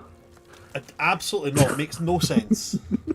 Although, right, hold on a minute, right? With the whole Gloomstalker thing about, like, can you imagine him just popping out of hiding and just launching his axe as his ranged attack, then hiding again? That'd be so good.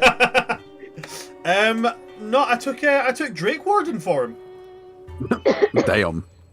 I mean, I think it makes a bit of sense. And you now have multiple eggs. Oh, we need to heat those eggs to get them to hatch, right? I can do that.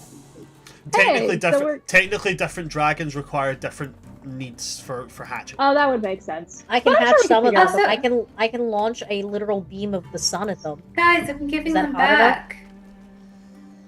Yeah, but Why are we we gotta eating make sure them? Your dragon mother. I'm not Daenerys Targaryen. You It's could the be wrong a Khaleesi. franchise. Sheila, also the mother we of have to make dragons. But also we have to make sure they're like, kept like incubated on the way to giving them back to their parents. I mean, they've Right, been but left if we- out this long. It's fine. Wait, Right, hold okay, on, this is yeah. this hold on is a minute. this is me. Hold This is on. not Liz speaking to Ash. This is Right. Reverie speaking to Sheila. If we hatch them, we can then feed the people who are plotting against Kiernan to the baby. Also, No body, just- no crime, babe. But you'll get the Ju- dragon's baby's indigestion. I feel like I just need to point out that if you shoot a beam of sunlight at a dragon's egg that is designed to a cold dragon, you will not hatch the dragon, you will cook the dragon. Yum. Oh, no. Breakfast. No dragon omelets, please. We are Why, not this- keeping the dragons. Their dragon steak tartare was I perfect. want a pet. I'm sorry, but they're not ours. So, with this being the case, with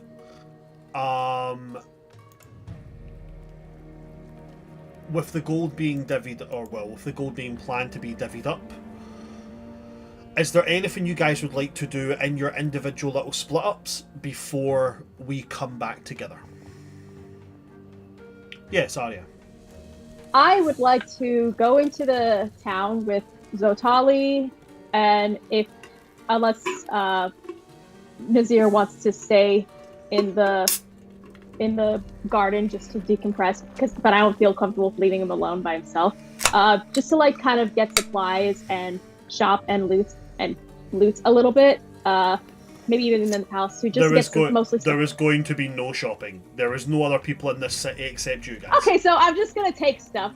Get some stuff for Zotali, get some stuff for myself that might look interesting or pretty or like interesting keepsakes, or anything useful.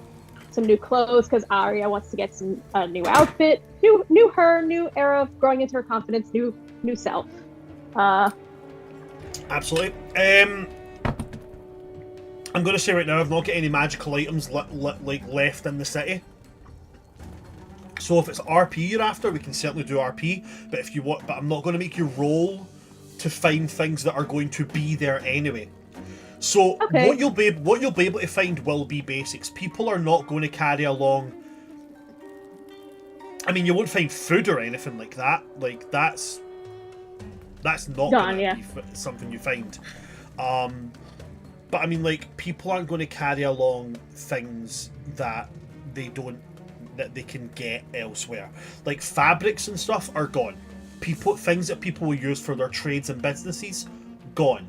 But like, if you go into a house and look around, you'd be able to find something that was left behind by people. So I guess it depends specifically on what it is you're looking for. Mostly I was looking for supplies and stuff for Zotali, but like for myself, anyways. I think Arya wanted to like see if she could find any like interesting instruments that she could take as keepsakes, or like if she could find interesting maps or something useful for like scrolls or like stuff like that, like clothes for herself. If she couldn't find anything like that she was interested in the city, she'd probably try and like look back at the palace. But mostly she's looking to like get some stuff for Zotali that are like basic necessities for traveling himself, and even like maybe a weapon that's better suited to him than just the crossbow.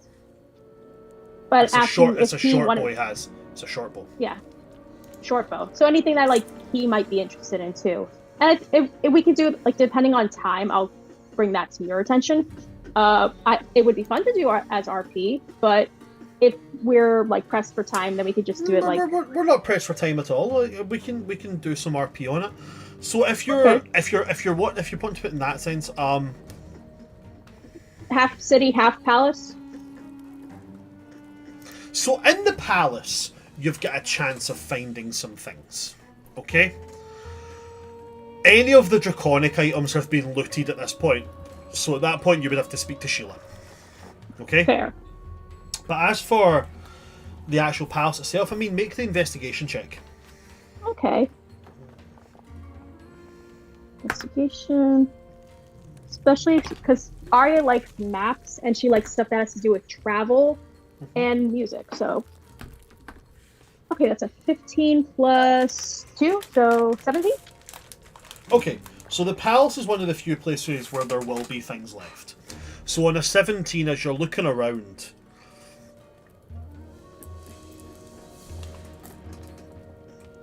you'll find some keepsakes and stuff left behind. Like, you know, people have frantically grabbed what they can, shoved it into their belongings, and escaped, evacuated the place. You're not finding massive hoards of jewellery, but you can find, like, little amulets and stuff like that. Nothing that's going to be specifically from here, though. What you will find in one of the rooms, though,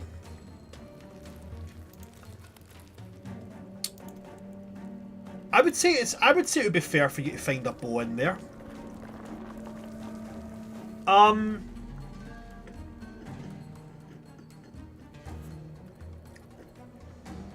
There is also a, what's the word I'm looking for? There's also like a palace guard unit attached. So I would say you could find some armor in there. It's not going to be anything massively fancy. Okay.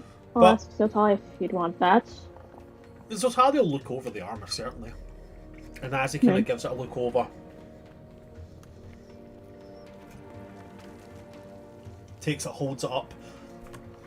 And as with a lot of the guard armor that's here, it's scale armor. So the armor looks like dragon scales. Most of the things in this, when it comes to these guards and this culture, is going to be themed around dragons. That makes sense. I know Arya's got hers too, but like she got that from the Forge Master, so.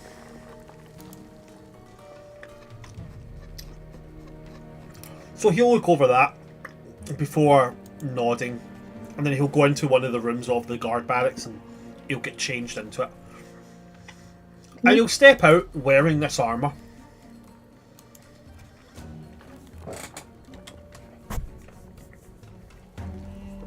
Sorry, I was chewing there. And as he steps out, you will notice there's something different about him.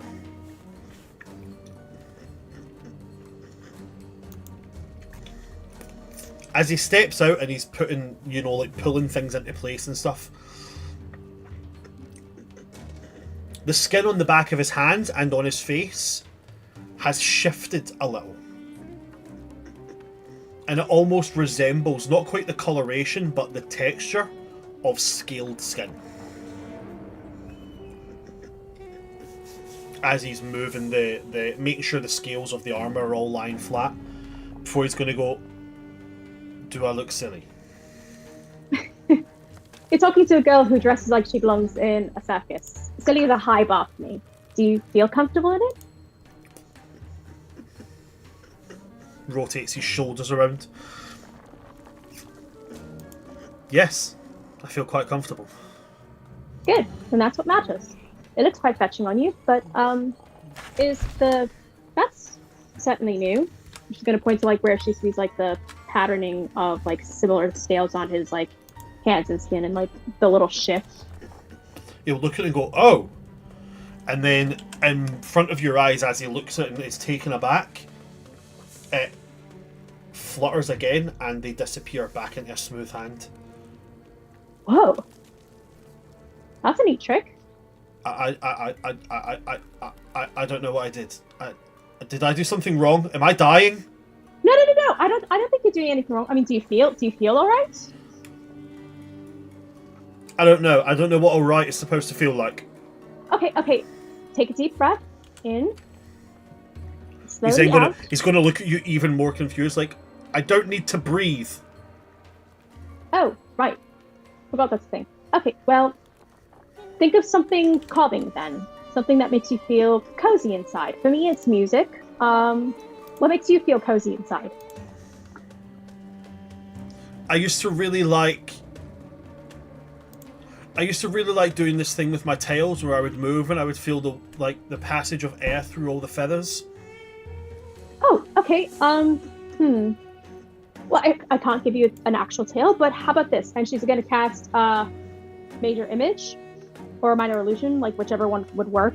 And she's going to like make the illusion of a tail and like actually Major probably work with that because then it can illusion like the feel of the wind through its tail too. And like see if he can like kind of mimic that almost like a phantom limb thing and makes the Minor Illusion give that like swishy feel against his like thighs and like calves as if it's like the feathers pushing the wind against him. Does that help? He'll I think so. I'm not entirely sure. And then he kind of like zones out a little bit and he's like, actually just the moving's quite helpful. Get that? Alright, well, I don't think what you did was wrong. You don't seem ill or anything like that, and I think once you got out of your head about it, it seems fine. Maybe this is just a new trick you're able to do, something new. Yes, maybe. If you want, we can ask Cassidy's about it at some point. He's brilliant with magic stuff. Maybe he can even help you with the new spells that you've got too. I'm sure having someone to converse with about it might give you some insight. He's also really nice too. I'd like that. Right. Meanwhile, and she'll like grab a bundle of nice clothes that she found that kind of like suited her style. I'm gonna get changed into some new outfits. Be right back. And she's gonna probably take like that kind of like 5 minutes of like when a girl's changing into new clothes until she comes out with something new. But she's still got her trademark patchwork skirt tied around her hip as always with her violin and her and Harold's horn on the side. And I'll post a picture of what her outfit looks like in the group. But it's like off the shoulder kind of stuff still, like very less like the puff sleeves that just go like this and more like full like bishop sleeves, but it's still off the shoulder, very kind of like flowy and airy and like that dusty pink rose color she loves, with like a corset kind of like a brown corset thing around her waist or like around her hip that shows a little bit of midriff. She's trying to feel herself a little bit more. You have like body positivity kind of thing, and then also like the pants are kind of almost like those kind of like harem pants in a way that are like blue and purplish with like these like nice floral embroideries on the side, very like what kind of pants would have been worn in like that culture.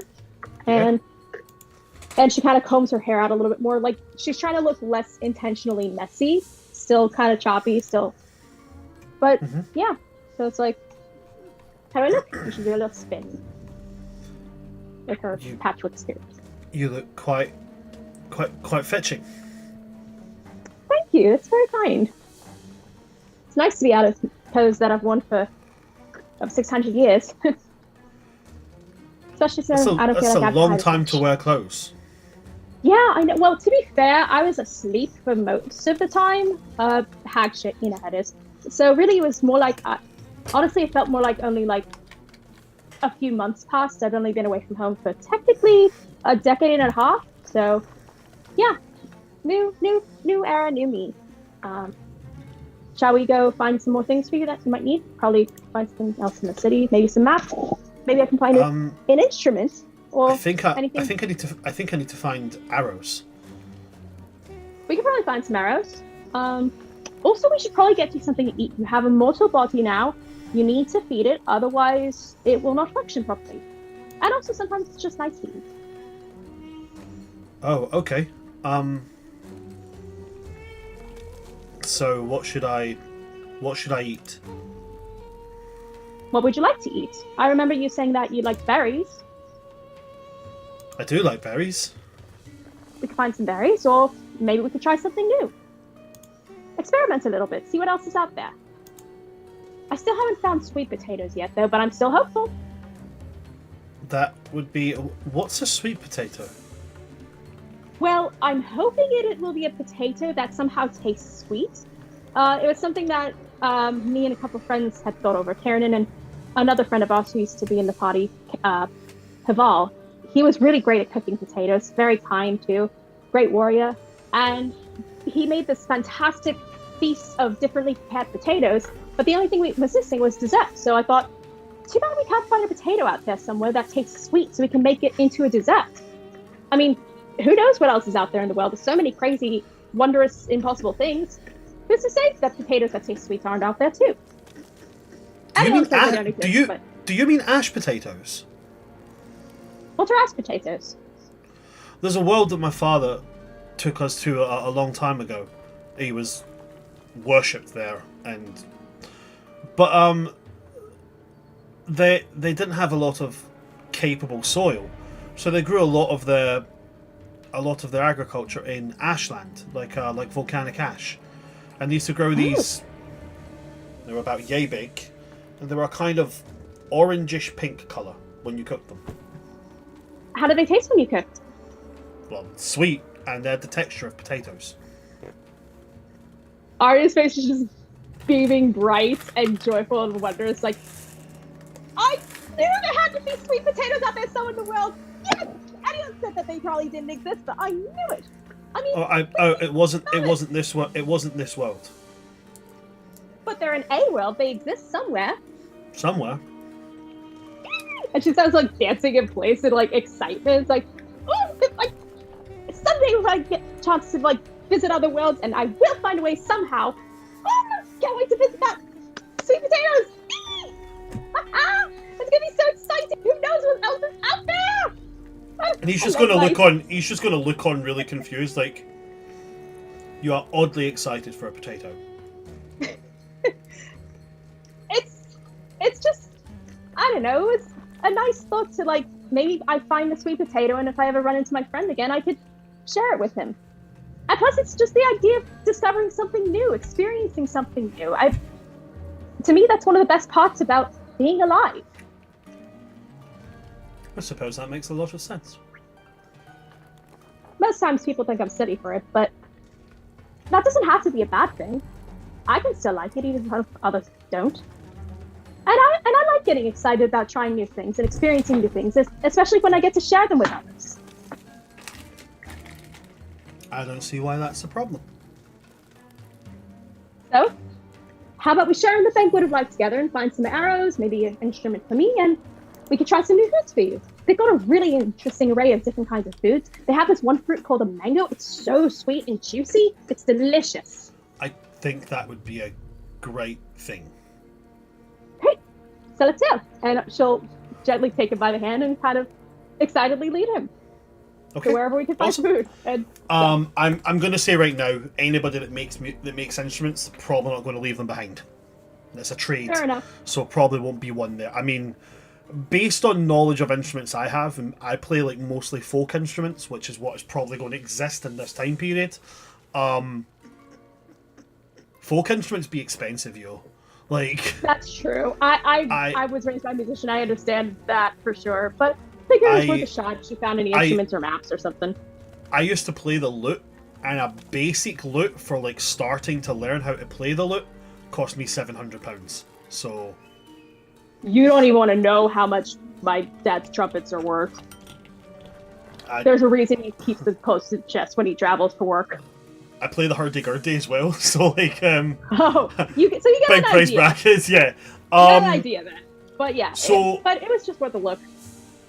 But I mean, you're definitely able to find arrows. You're able to find like cloaks and stuff that have been left behind. You're able to find basic things, basic provisions that aren't food or anything perishable or valuable.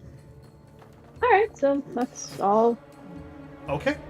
All So good to the rest of the party, is there anything you guys want to do in your individual units before you come back together? Nothing for Elion. Sheila, anything for you? Nothing for Sheila. Reverie, except from you and Sheila robbing a bank. Well, once we have met up and I have divided the money and given Sheila her fair portion, and given Kesley's his fair portion, I'm gonna promptly run back to the palace to give out everyone else's fair portions. Okay, so you go back to the palace and hand out everybody else's. Sheila, I'm assuming you'll return with her. Okay. I'm assuming I get to walk in on Elian and Harahal in the shower together. In the shower together. I'm showing him the shower. He stands outside. I want to make that And you're very standing clear. in it They're in the together. shower together. I'm you didn't naked, say he's you didn't watching. say that. Obviously. No, I'm joking. Listen, there's nothing weird about it, okay? Only one of us is naked and the other one is just watching, right? There's nothing weird. He's doing this. It can't be anything weird, okay? It's fine. You're both wearing socks. Nobody We've can see established this. Nobody can see any ankles, therefore nothing funny is going on. We've established this. It's fine. Is there a plot afoot? I'll have no truck with plots. Okay. So I can't get over the idea of Elion just being in the shower with just socks on and Harahal standing approvingly at the side. Like, yeah, no, I totally get it. I it's so funny. Really funny. Can I just barge in on them? Yeah, but I will say this right now. I don't think any of them is actually in the shower. They're just standing looking at the shower. Yeah. Why are you looking at the leaking roof? It's just really strange. Mind your business. No. I came here to give you a gift. I'll just keep it. Can I have his? I've had a hard day. Yeah. Well, there's one for you too, Hannah, actually. Oh.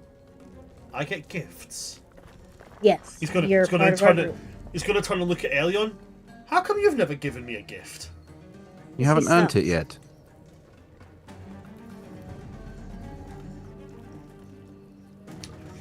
Reverie, do you by any chance need a squire? I currently do have a student. I think that would be something you would have to maybe discuss with my student. I had to sign a contract, so my life is void if something happens to him. He's gonna look back at Elion. I just need you to know I have options. Right now, you're stuck with me. Anyway, here, Carol, and I'm gonna hand him 5,555 gold in a bag. He's just like, this is. What am I supposed to do with this? That's called money. You spend it. Yes, I know what money is. Why? Why? That's your money. Why do I have money? I'm a squire. We don't get paid. Right. Do you want me to take it back? I'm just really confused as to why I have it. Because you're unpaid and you work for him. Call it compensation for you throwing yourself from the third floor at a half dragon. If I'm owed compensation for that, surely I am owed a lot more. Yeah, don't push it. I was considering it compensation for Elliot's presence. So I really don't. This is really mine. Yeah. I divvied up what I had with everyone who needed it in our group. Some of us don't. And that is your fair cut. Okay. Thank you. I Well, you got I've you never got your fair cut earlier, right? Too? Well, yes, but I'm now sitting with an entire minor noble family's fortune when I grew up not really knowing where your next meal was coming from. It's Me too.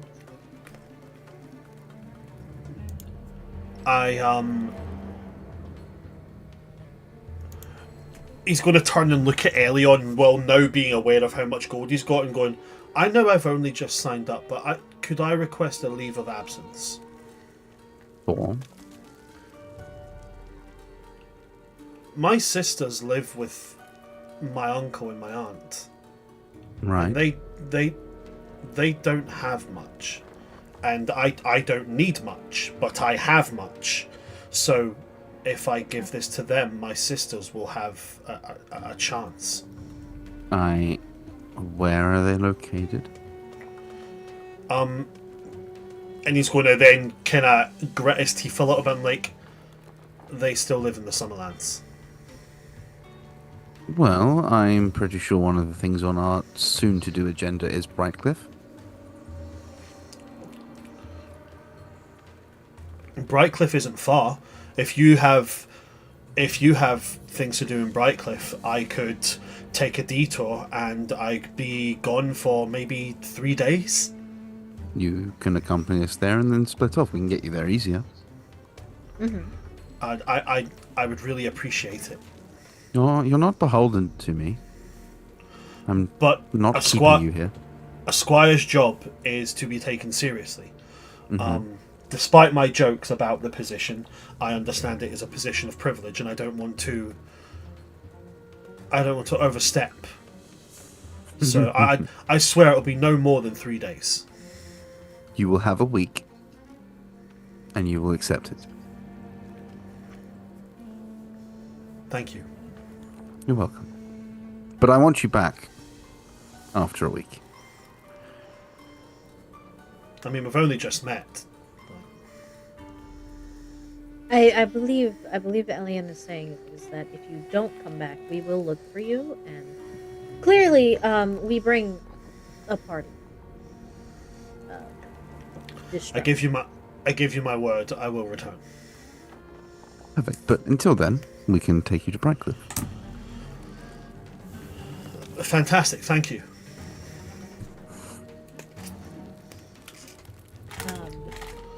If that's... I'm looking at Reverie. If that's the next course. Can I tell you a secret that I don't want to tell you? Because, no offense, you're not trustworthy. I look at Harahal after our last 30-minute conversation just now. Mm-hmm. I would be offended, but I would need you to back me up. I feel like this is a little unjustified. Give me just a little minute. I'm just checking a name of a place.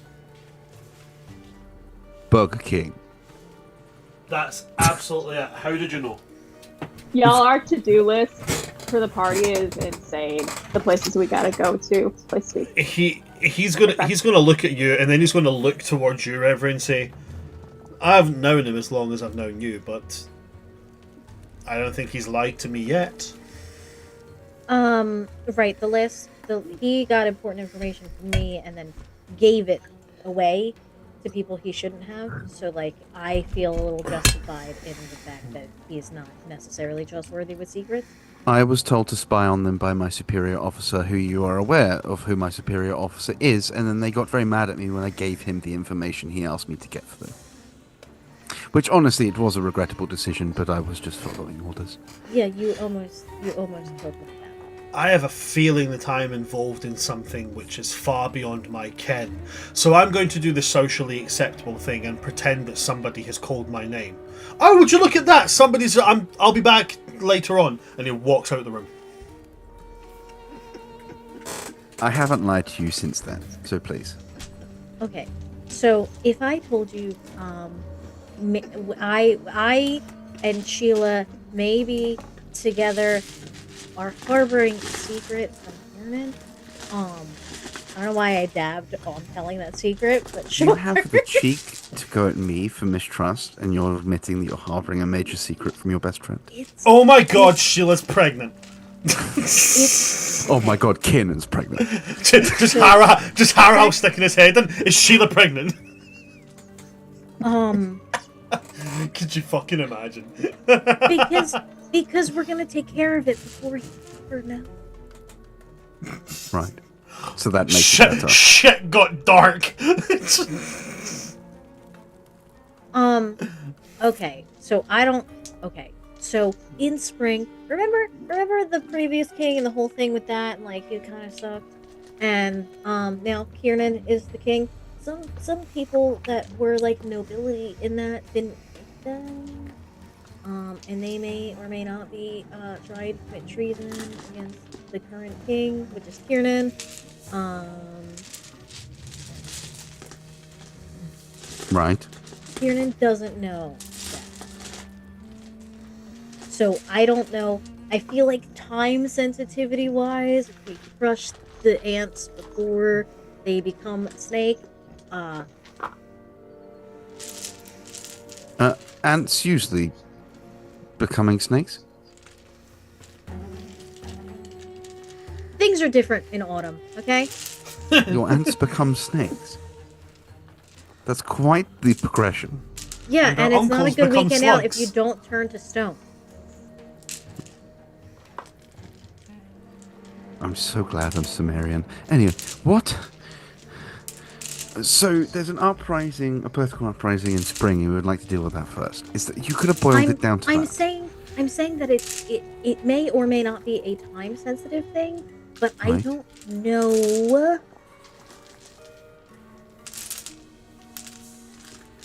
But we're closer to summer.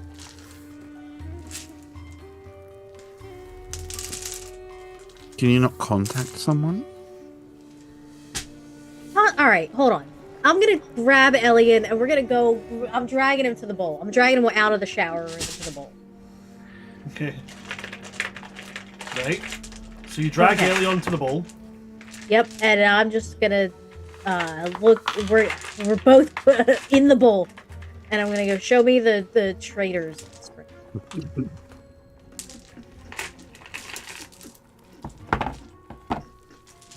Show me these sons of bitches. Yeah. And obviously, because it is from your perception, your understanding of it, it does manifest into the family, and you do know the family's name. It's the Bloodthorn family. Already shady. And as it shows you them where they are, you see them in what you would recognise as Kiernan's office in the major outpost that is being rebuilt in spring. It's not massively well outfitted yet because it's just a temporary place.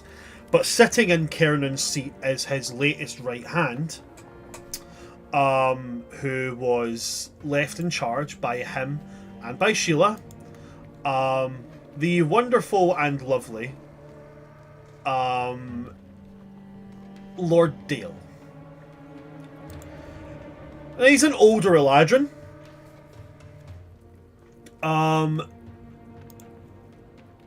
And he's very much like Kiernan. He's from the gutter, so to speak. He's the patriarch of a minor noble family, but like really, really minor noble.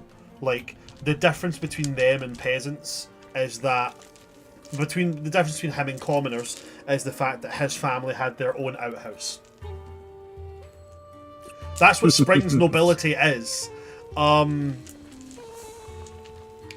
So So as he's standing there and the argument is continuing with this Bloodthorn family member be like midway through a sentence, gallivanting around while we are here trying to rebuild, and you want to sit here and defend his claim to a throne. And Dale just kind of looks up and goes, you do understand that without his intervention there wouldn't be a throne, right? There wouldn't be a spring.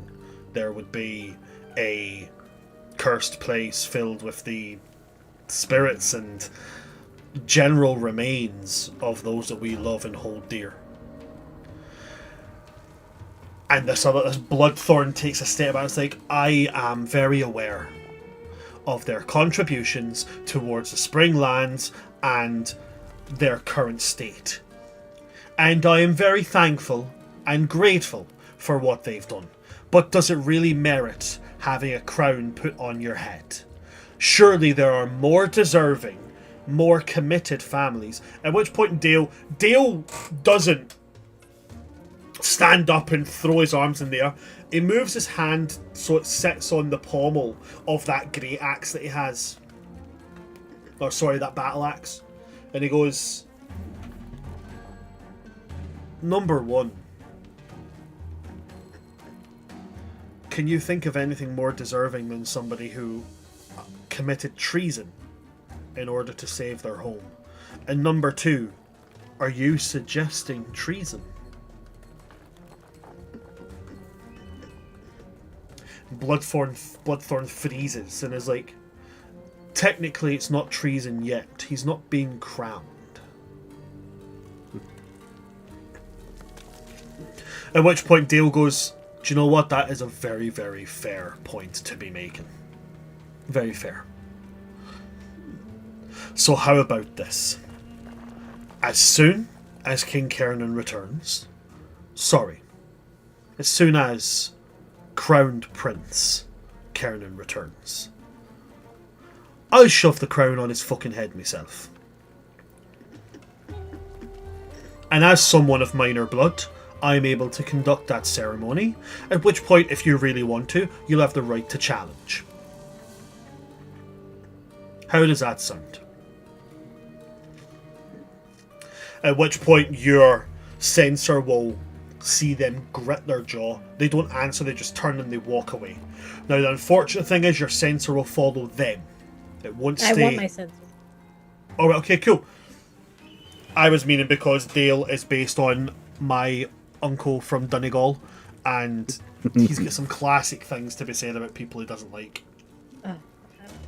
I've actually heard him walk past the TV while Deal or No Deal was on, and look at the TV and go, Noel, you should have a word with your trousers, because they've Noel's trousers are always like sitting way above his ankles.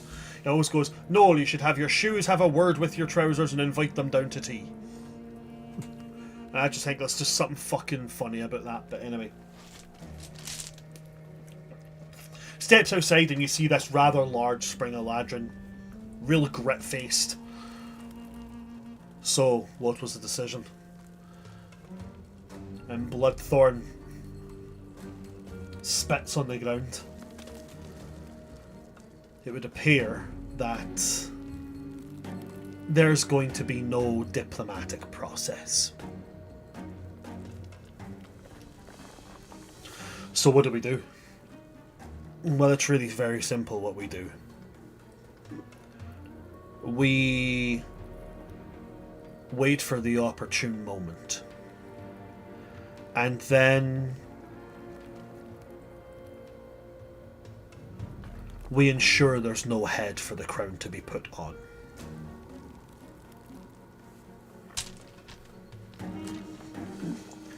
At which point your censor will fade. I yank Elian back out of the bowl. Do you understand now? I want to say something clever, but yes. Okay. Although if that is true, I feel like they're going to be coming to us. Yes, but like, do we really want to be doing that in like the middle of summer? Rather do it in the middle of a place they have no political sway than in the middle of their home turf. Okay, do we really want to be doing that in the middle of a place where you're exiled and I'm not supposed to be as well?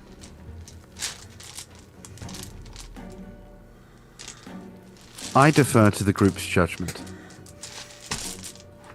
Well, not everyone in the group knows what's happening. That's kind of the point, Alien. You're supposed to be smart.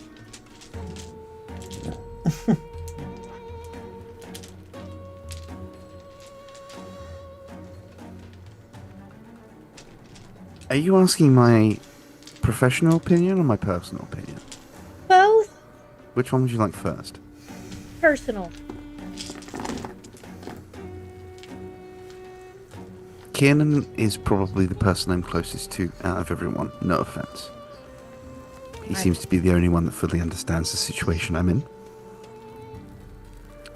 And I would like nothing better than to see his legacy completed.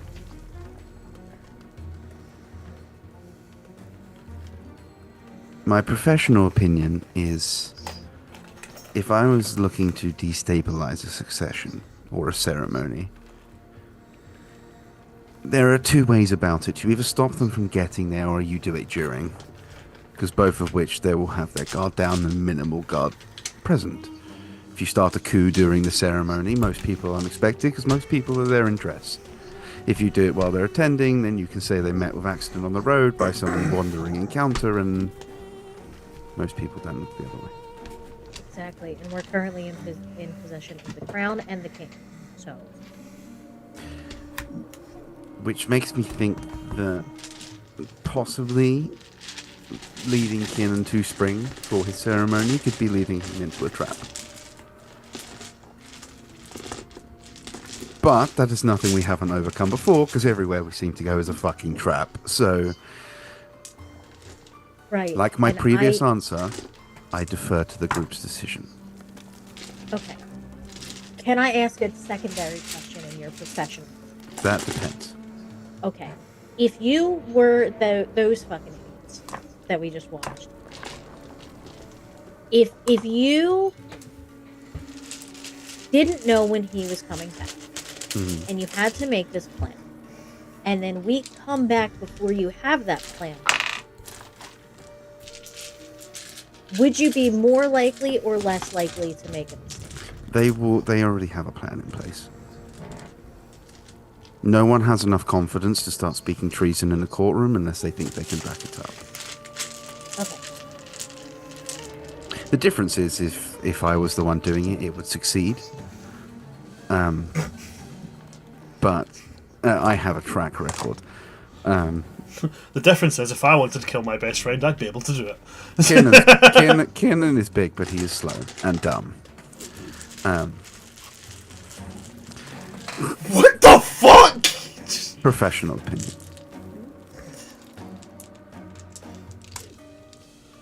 Fucking, I'm offended for him. I am not emotionally invested in my NPCs. Kiernan is big and dumb. You fucking asshole. If it was me, personally, I would try to sow doubt into Kiernan's mind by making him think that I was his ally and his allies were his friends. Kiernan's biggest strength is being close to the people he trusts. If you destabilize trust, he feels alone. If he feels alone, he won't trust anybody, and he'll be entirely defenseless. That's what I would do. That's what I did do. But Kieran. Yeah, which is why no matter what we do, he's going to be fine.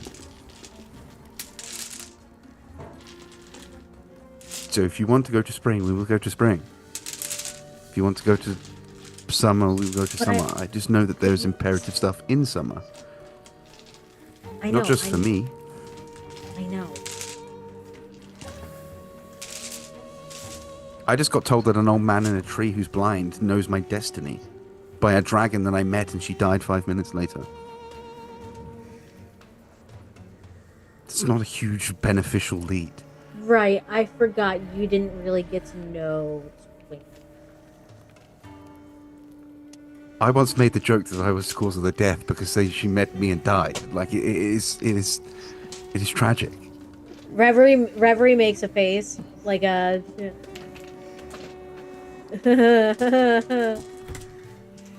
Mhm. Mhm. I'm not one for prophecy.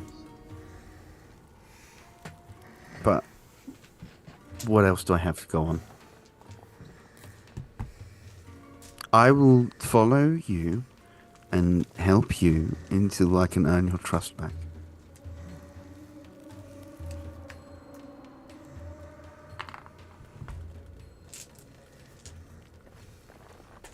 Right. Okay. I don't know how to answer that because I'm very mad at you. Like, unbelievably mad.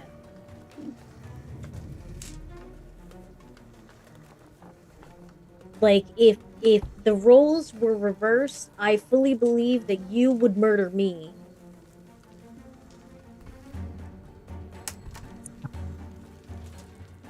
I am not one to take away life's creations of beauty. Are you trying to tell me you're not a murderer? I'm trying to tell you I don't like murdering. Anyway, Okay, I'm just saying, I feel like if the roles were reversed and I endangered, you know, your entire settlement of summer people and your family, you would perhaps wish to stab me multiple times.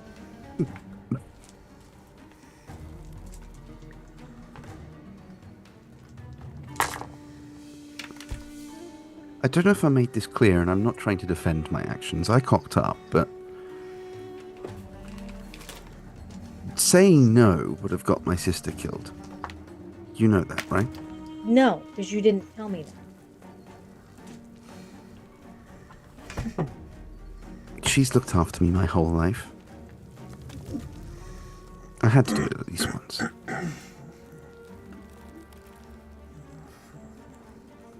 Well, see, that's going to help me be less mad at you.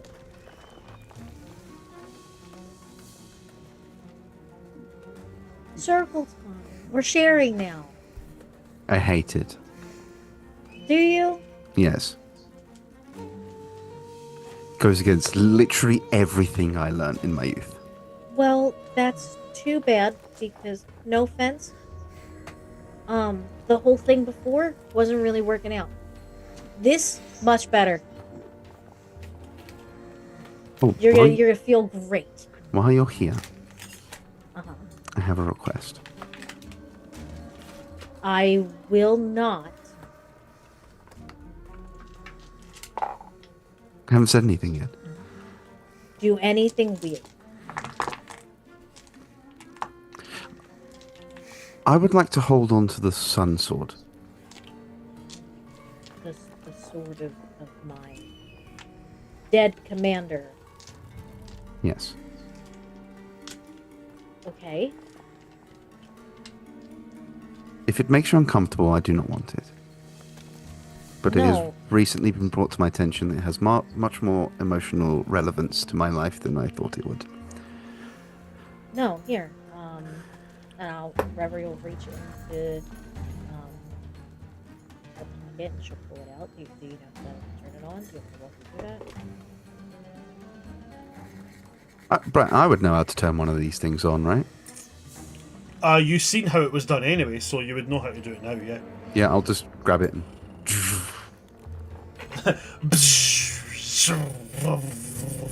Good. My commander was a good person. So, Apparently so was my father.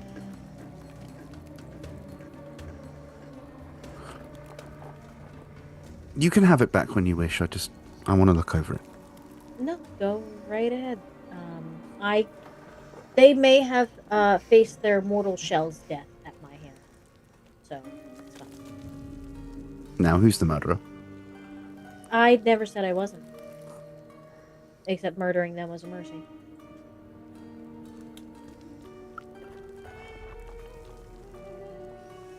You do realize we're still in your best friend and his fiance's bathroom. It's fine. Okay. I think... Okay. We're gonna go freak Sheila out. But we should go grab her and tell her what we just... Okay, but also, the last time that she saw me, I was in, like, emotional shock, and I was very out of character in serious tone, and very depressed looking, so she might be under the impression that I am having a bad evening, and I am, but... Okay. There haven't been... Okay. How do I say this? There's not a nice way to say this. There really hasn't been, like, a good evening, no offense, since we met you. That's not your fault. It's just everything else. Yeah. So, you know, it was bound to happen eventually. Yeah. So, don't stress out about it. Sheila's not really the type to do. Okay. Alright, let's go get our third teammate who's in on this big secret against, in defense of Kiernan. I'm gonna clap Elian really hard on the back. I die. No, I'm joking. Takes 1d4 I was at 1 hit friendship point, I damage. died. No, I'm joking. Oh, I have something when everyone's back. Okay.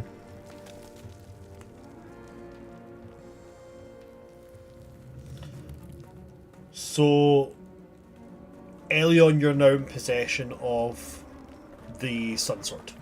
Mm-hmm. Or, sorry, the Sunblade. Mm-hmm. Because the Sunsword is a named item. This is not that. Okay, awesome, fantastic. So, Reverie said they had a thing. Sheila, you said that you didn't have anything major that you wanted to do, no? Then at this point the parties can all converge back, having looted the hell out of the palace, having robbed this city of any of its currency. Now, with your newfound belongings and such, there comes the point of decision. Where's the next spot? Like was said, you have quite a lot of things on the docket.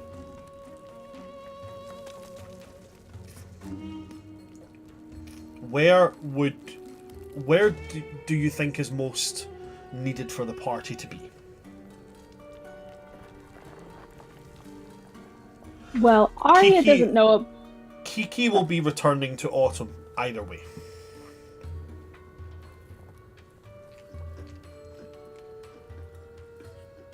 So, you'll be, wherever you travel, eventually you will part ways with Kiki unless you're going to Autumn. Kiernan, his only real obligation he's got is that at some point he's got to go back to Spring. Got to get a crown put on his head, get some magic words said over him, then he has to become in charge of the whole all of Spring. And then you've got some things to do in summer. 3 of them, as of right now, orchestrate in or around Brightcliff.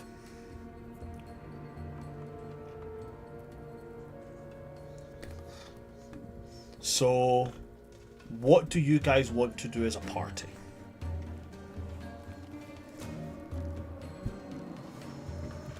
Well, Arya doesn't know about the pressing coup stuff in Spring, only that eventually her friends are going to get coronated and then married. So most of her stuff is in Brightcliff, and we do still have to find the other pieces of the staff for 4 seasons, because that's still a thing. I've still got the orb to help us find it. But it's not a pressing thing. It's more a personal thing, but at some point maybe I need to really kind of sort of trek back to Autumn, specifically Redstone's Hollow, because the place I've been looking for, apparently you were already there. And I didn't know because we had an old map and I missed it. And yeah, so that's a thing. But whatever body says majority vote is most important, I can hold off. But I do think that if we can on their way to someplace, make a pit stop there. But either way, we still definitely can't forget about the staff. That's important. And Is it? well, it's still broken. It's still important to the staff, of course. It was a quest from Oberon. Yeah, who we Kind know of is figure- working with the Suns first. Isn't that like handing a domestic terrorist weapon to him? Do we know he's working for the Sun first? I thought it was Oberon. just He covered up the political prisoners that the Suns first were trying to assassinate. oh yeah, I forgot about that. It was his wife who let us in on the know. Yeah, we asked him and he told us to keep our noses out. Fuck. Okay. But hang on. Doesn't the staff also affect all of the seasonal courts in a big way? What about all the other? I mean, folks if who we live at home? find the They're getting staff, affected. if we find the staff, we still have all the balls. Right, but if we have all the items, they can just take it from us at once. I'm Okay, not saying it's possible, but... They would have to fight us first. Right, but Oberon And can kill all of us in a single swing. And we'd still have to put it together. Back together I don't know too. about that. I mean, Sheila bit the Twilight Lord's arm. True. In his defense, he was not prepared for it. Right, okay. We have dragons as our friends currently. Some of them. I still don't know how I feel like taking on the entire king of our entire species. All I know is that the Summer Lord is one of the most powerful combatants I've ever faced, and he is dwarfed by his father. That's also another thing. I know Summer's stuff is pretty pressing with the Sun's First cult, and it seems to be tied with the Lord of Twilight, who I could probably try and... I might be able to know someone who might have answers about a Lord over Twilight, which may be the same person, maybe not, don't know. Either way, to have to be able to cast Ascending tomorrow to Raziel, but Are we like 100% sure? Like, no offense, but like Oberon was very easily convinced that we also stole the scepter to begin with. yeah, but he seems a very suspicious type to begin with, so... He just feels like easily swayed, is what I'm saying. I wouldn't say that in front of him, but Is that the type of person that you want to give a huge ass weapon to then? Not It's not- necessarily him, but his wife. Pretty cool. true, she did let us in on the know. And again, my main concern is I don't care about who, like, I don't want Oberon to have it if he's with the Sun's First cult, but my problem is if its magic is something that is important and integral to the Feywilds and to the Four Seasons, isn't it kind of important that they make sure that gets returned to it, especially if its magic is tied to the well-being of the seasons? I'm pretty sure, yeah. Like, I'm Remember pretty what sure happened the with staff Spring? is supposed to help the seasons transitions. So without the staff, they can't transition through the seasons properly. Which affects everyone. Mm-hmm. Remember what happened with the spring orb getting drained? Mm-hmm. And well, without the rest of the scepter, they can't recharge at all. That's my main concern. Anyway, that's not the current agenda. That's just If an anything, as something we're we going can- through if we see it. Yeah, I just figured it was worth bringing up at least. I, for one, and I'm not in a rush to get back to Summer. I mean, I have stuff there that I would like to check out, but it's not exactly like it's going to be an easy trip for me. I would love to see my aunt again, and I need to meet my brother there, but right now, I think keeping our heads down a little bit, especially for me and Elion, in summer is probably a smart idea. Although, on the counterpoint, word hadn't reached Harrow House Fort of my banishment. If we wait too long, it could become commonplace. At least now there might be a chance I'm not recognized. I used to be able to disguise myself, but such powers have been stripped. Correct, I mean- but also you look wildly different. So And I could also help you disguise yourself. I've been doing it for decades. like no offense, your hair would do a fire thing that It still does a fire thing, it's just now black and purple. yeah. So, you know, if I get in one combat, people will know, oh, look, it's the evil, summary bad guy that fought all our people in autumn. You're Elian's evil twin. That So they don't me. know about. Bellion. No, Fruiting Bellion. I'm a good liar. I am not that good.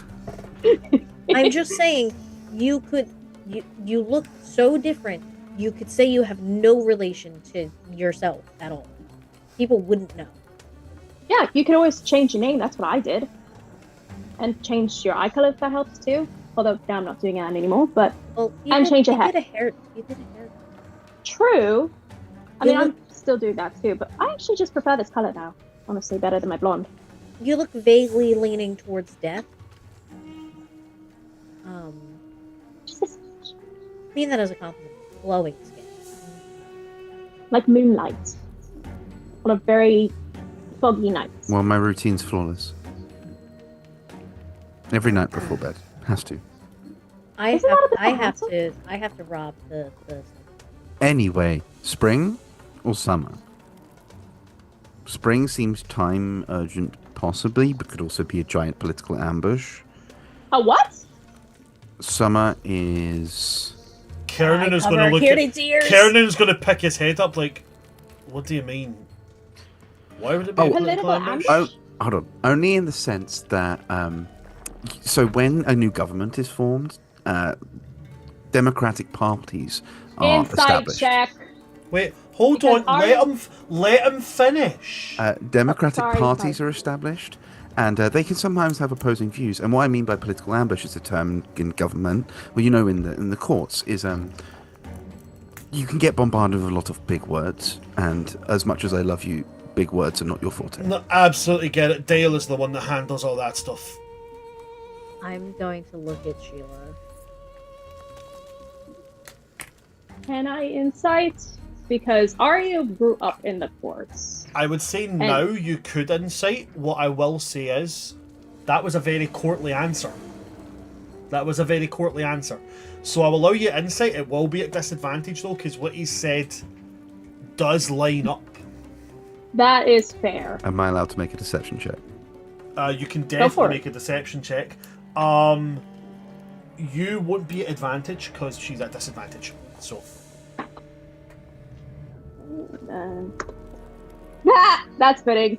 well, wait, hold disadvantage- on. Let me ask, because Sheila and Reverie are aware of what we'll be doing. I do, in all fairness, have to offer them if they would like to offer the help action. Sheila Elion. will. Sheila's going to offer the help action. Okay, so in that case, he will be at advantage. So Elion, you can roll a second time and take the highest. Arya, what did you get in total for your insight? With disadvantage, which feels very fitting for Arya. Nat 1 plus 7, so 8. Okay, She's total of 8. concerned for her friend, but politics was not her strong suit. Okay. Elion? 23. Okay. So on a 23, Arya, everything that is said there makes perfect sense. So there's no deception detected. Okay, that makes sense. Ding! Still a little worrying, but then again, politics always worries me. That's why I prefer being a musician. It's a courtly thing. I know, you'd think I'd get some better swing of that, having grown up in them, but nope. Just Well, not bullied in it. some of us grew up in them and some of us thrived in them. So, Oh, I absolutely did not thrive. Whatever the opposite of thriving is, I withered in the courts. I was quite the charmer. Reverie's just looking at Sheila, like full silent bestie communication. Like, I'm so sorry I told this idiot.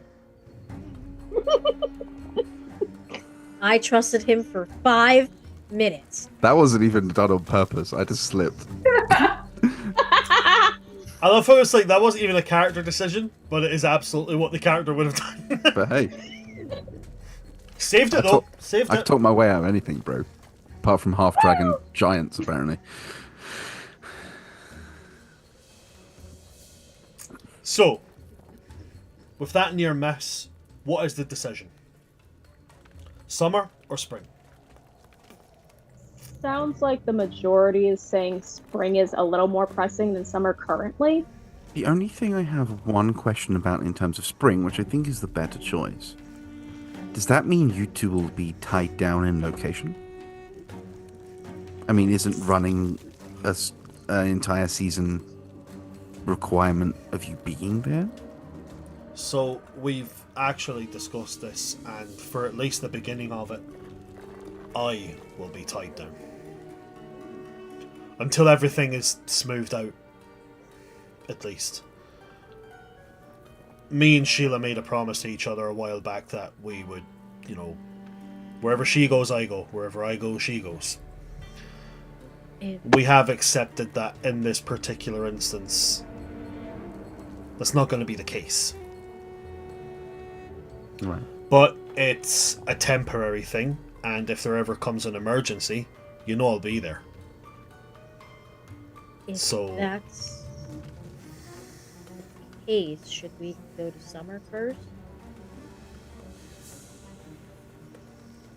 It's just that we have a lot of stuff to do there, Right, but and we also can pretty instantaneously get to spring.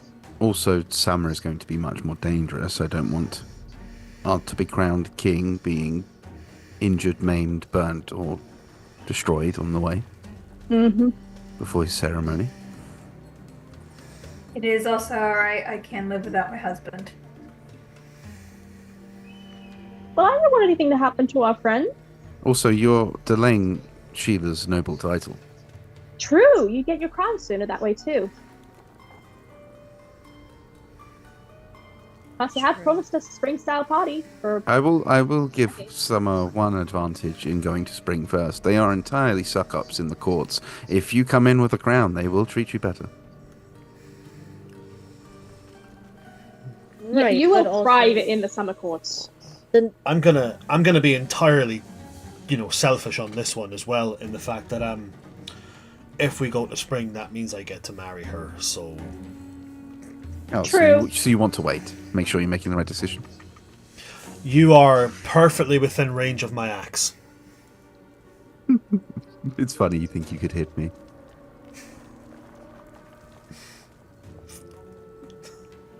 But, Okay, so Ah! Oh! then is Sorry, we sorry, go sorry. to spring and then to summer. mm-hmm, Since we'll literally be next door, we can just come right back. mm-hmm. And then maybe afterwards we can round back to Redstone's Hollow. Maybe I have a wedding to go to. Oh, so Well, yeah, that's what we're going to Spring for. No, I have a wedding in autumn, you idiot. the Primarchs. Yes. Oh. A lot of weddings, wedding season for sure. Is that a fifth season in the 4 seasons? That's like just unknown, just wedding season in general. There's so This many might be weddings. bias talking, but having a wedding and not picking a Sumerian location seems like blasphemy. Sunsets, beaches, beautiful weather. It's Yeah. it's like getting married in a barn. It's like Actually, I did help out with the barn raising, and they had a wedding there. It was really lovely. That's where I got this patch from. Very tight-knit community, lovely people.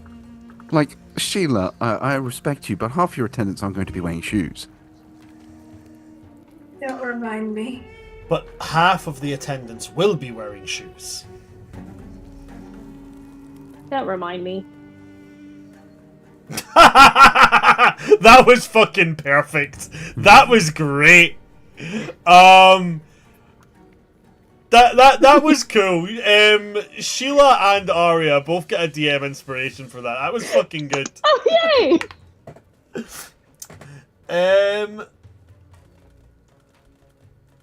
Okay, so Spring. Kesslis is gonna pipe up at that point and be like, spring does present another benefit in the fact that it's close to winter, and I'd really like to be able to report back on some of the things I've learned.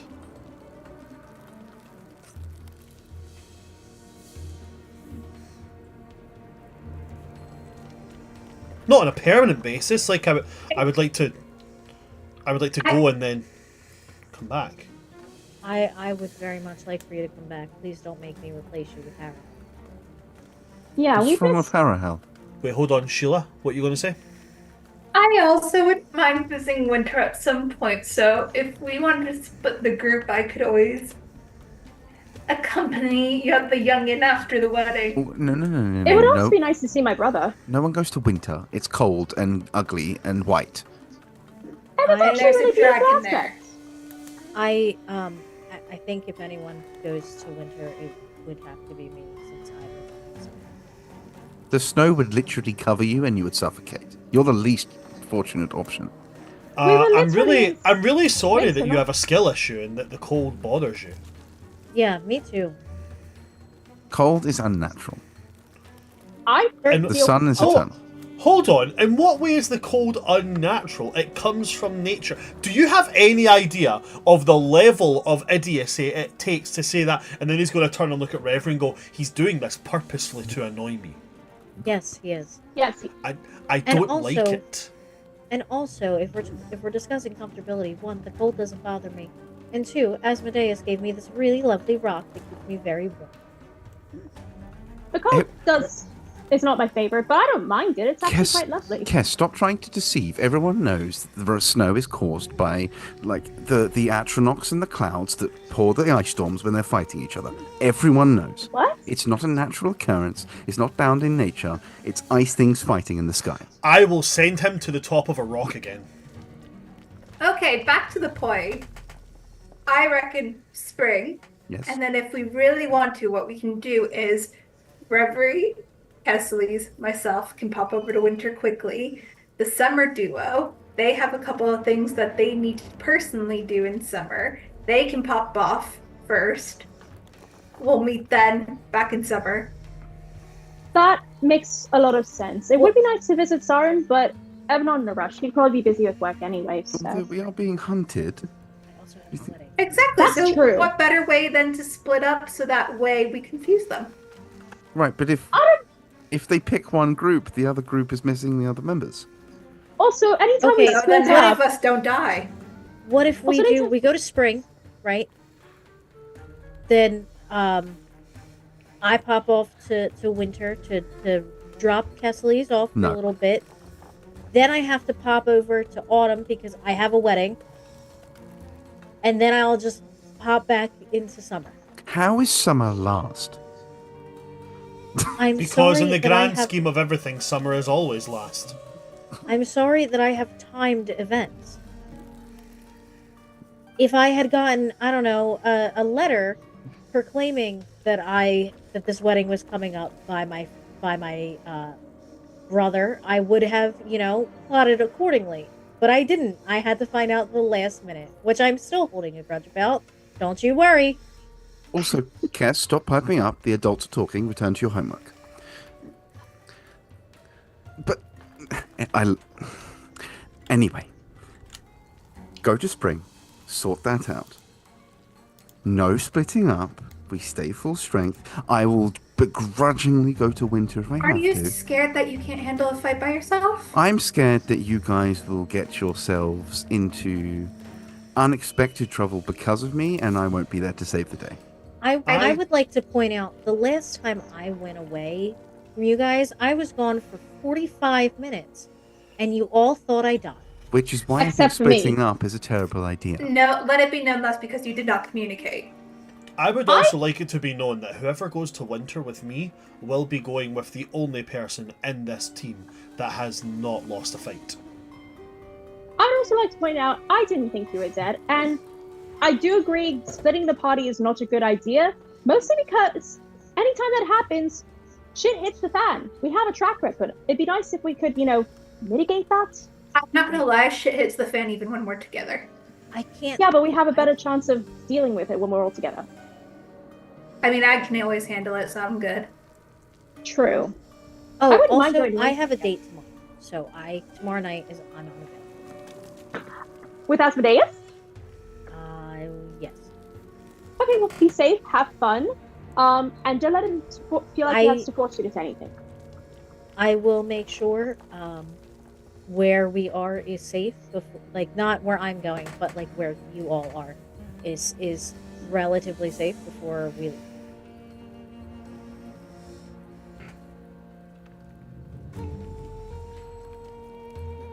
Okay, at least we're all agreeing on spring first, right? That's true. I do have one other question though, before we head that way. What do we do about Prince Nazir? I don't like the idea of just leaving him alone here. I believe if we are teleporting, we bring him with us, and we can at least bring him to the settlement in the where the teleportation circle is, just outside of Spring. What? Okay, maybe we can find some people to take him in. I'm sure. Maybe a change of scenery will be good for him. I'll check in on him before. I believe that would be the best option. Yeah. For He's him to kind of get settled and get grounded and find his feet again. I And agree. We can request that Barry take care of him. Yeah, but I agree. He's not in a. He's still kind of nonverbal. Last I saw him, I hope the music helped a little, helped the decompression time helped, but he's going to be like that for a while. I can tell. Yes. He deserves to be safe, to grow. Okay, so Revery's gonna clap, and I'm so excited. Before we go any further, okay?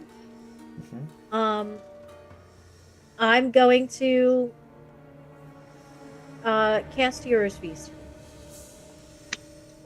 Ooh, Okay, like so spell. Hero's Feast has been cast. Yes.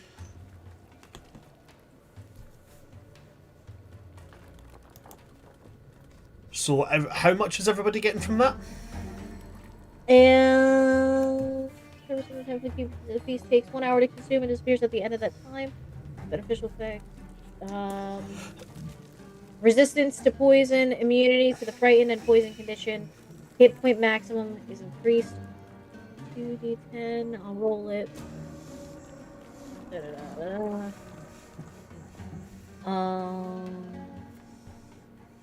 15. Everyone gets 15 temporary or hit point maximum increase.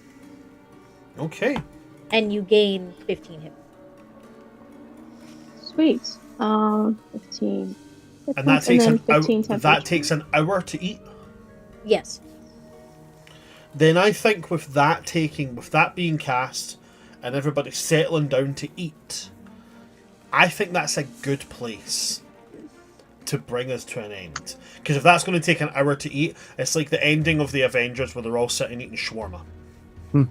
Love that. Yep. I'm dragging over our silent Prince Nazir. Sit him down. Okay. Sharing some food with Sotali. He's like, try this. So if everybody's sitting down, settling in to eat, we wrap our session today there. And next session at the top, we'll begin our journey to what I understand from the majority of that conversation, Spring. For a wedding Okay. coronation. Yay! Thank you everybody for coming to see us, and thank you to my party. I'm excited for next session when we move into our next arc. It's definitely going to be a fun one. Don't forget to come and check us out on our other sessions, which we have on Wednesdays, Thursdays, Fridays, Saturdays, and Sundays. There's a myriad of them. Go check out our social medias, our Blue Sky, and our Threads, where there will be an update coming tomorrow about the week ahead, and all the sessions that we have. Now I'm going to do this very, very quickly because we are just running a little bit late, so I'm just going to get this done as quickly as we possibly can. If you want to see any of the stuff that I do, go check me out at TikTok, at Son of Asgard. Mostly I'm just shouting about how I want dice made out of my own blood right now, because I think that sounds really fucking cool. I'm not doing anything else other than that at the moment in time, so I'm going to pass. Oh wait, actually one last thing. I'm going to be at UK Games Expo from the 30th of May until the 1st of June. So if you do want to come and play some games and see me there, I'll be there. I'll be running games with the amazing Gehenna Gaming. You should come and see me. It'll be great. Moving on, Reverie.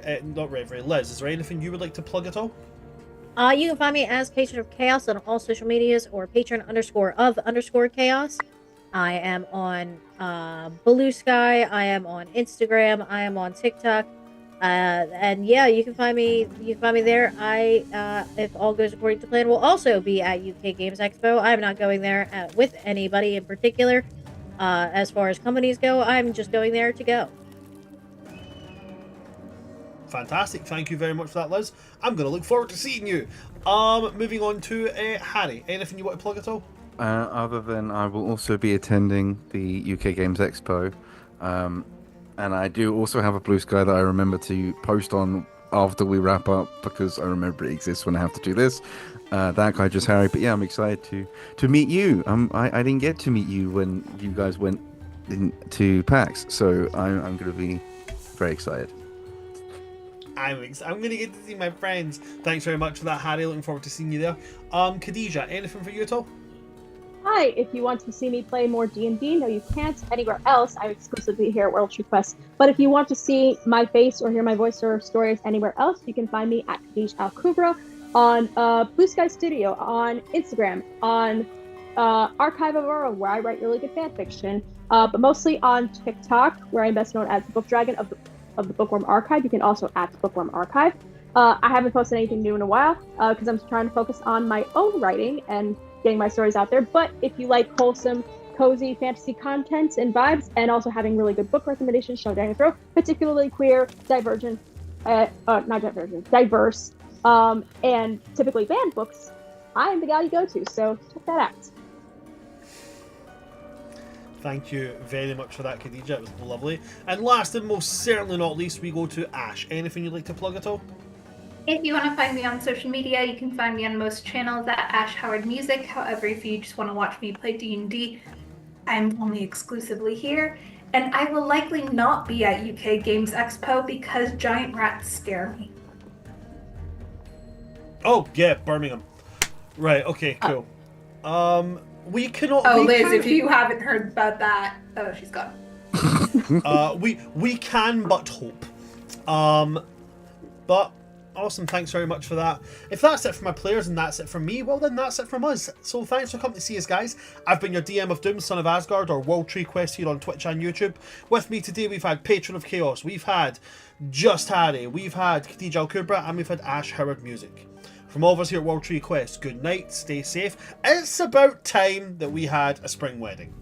And also don't pull a finny. Good night, folks. Good bloody night.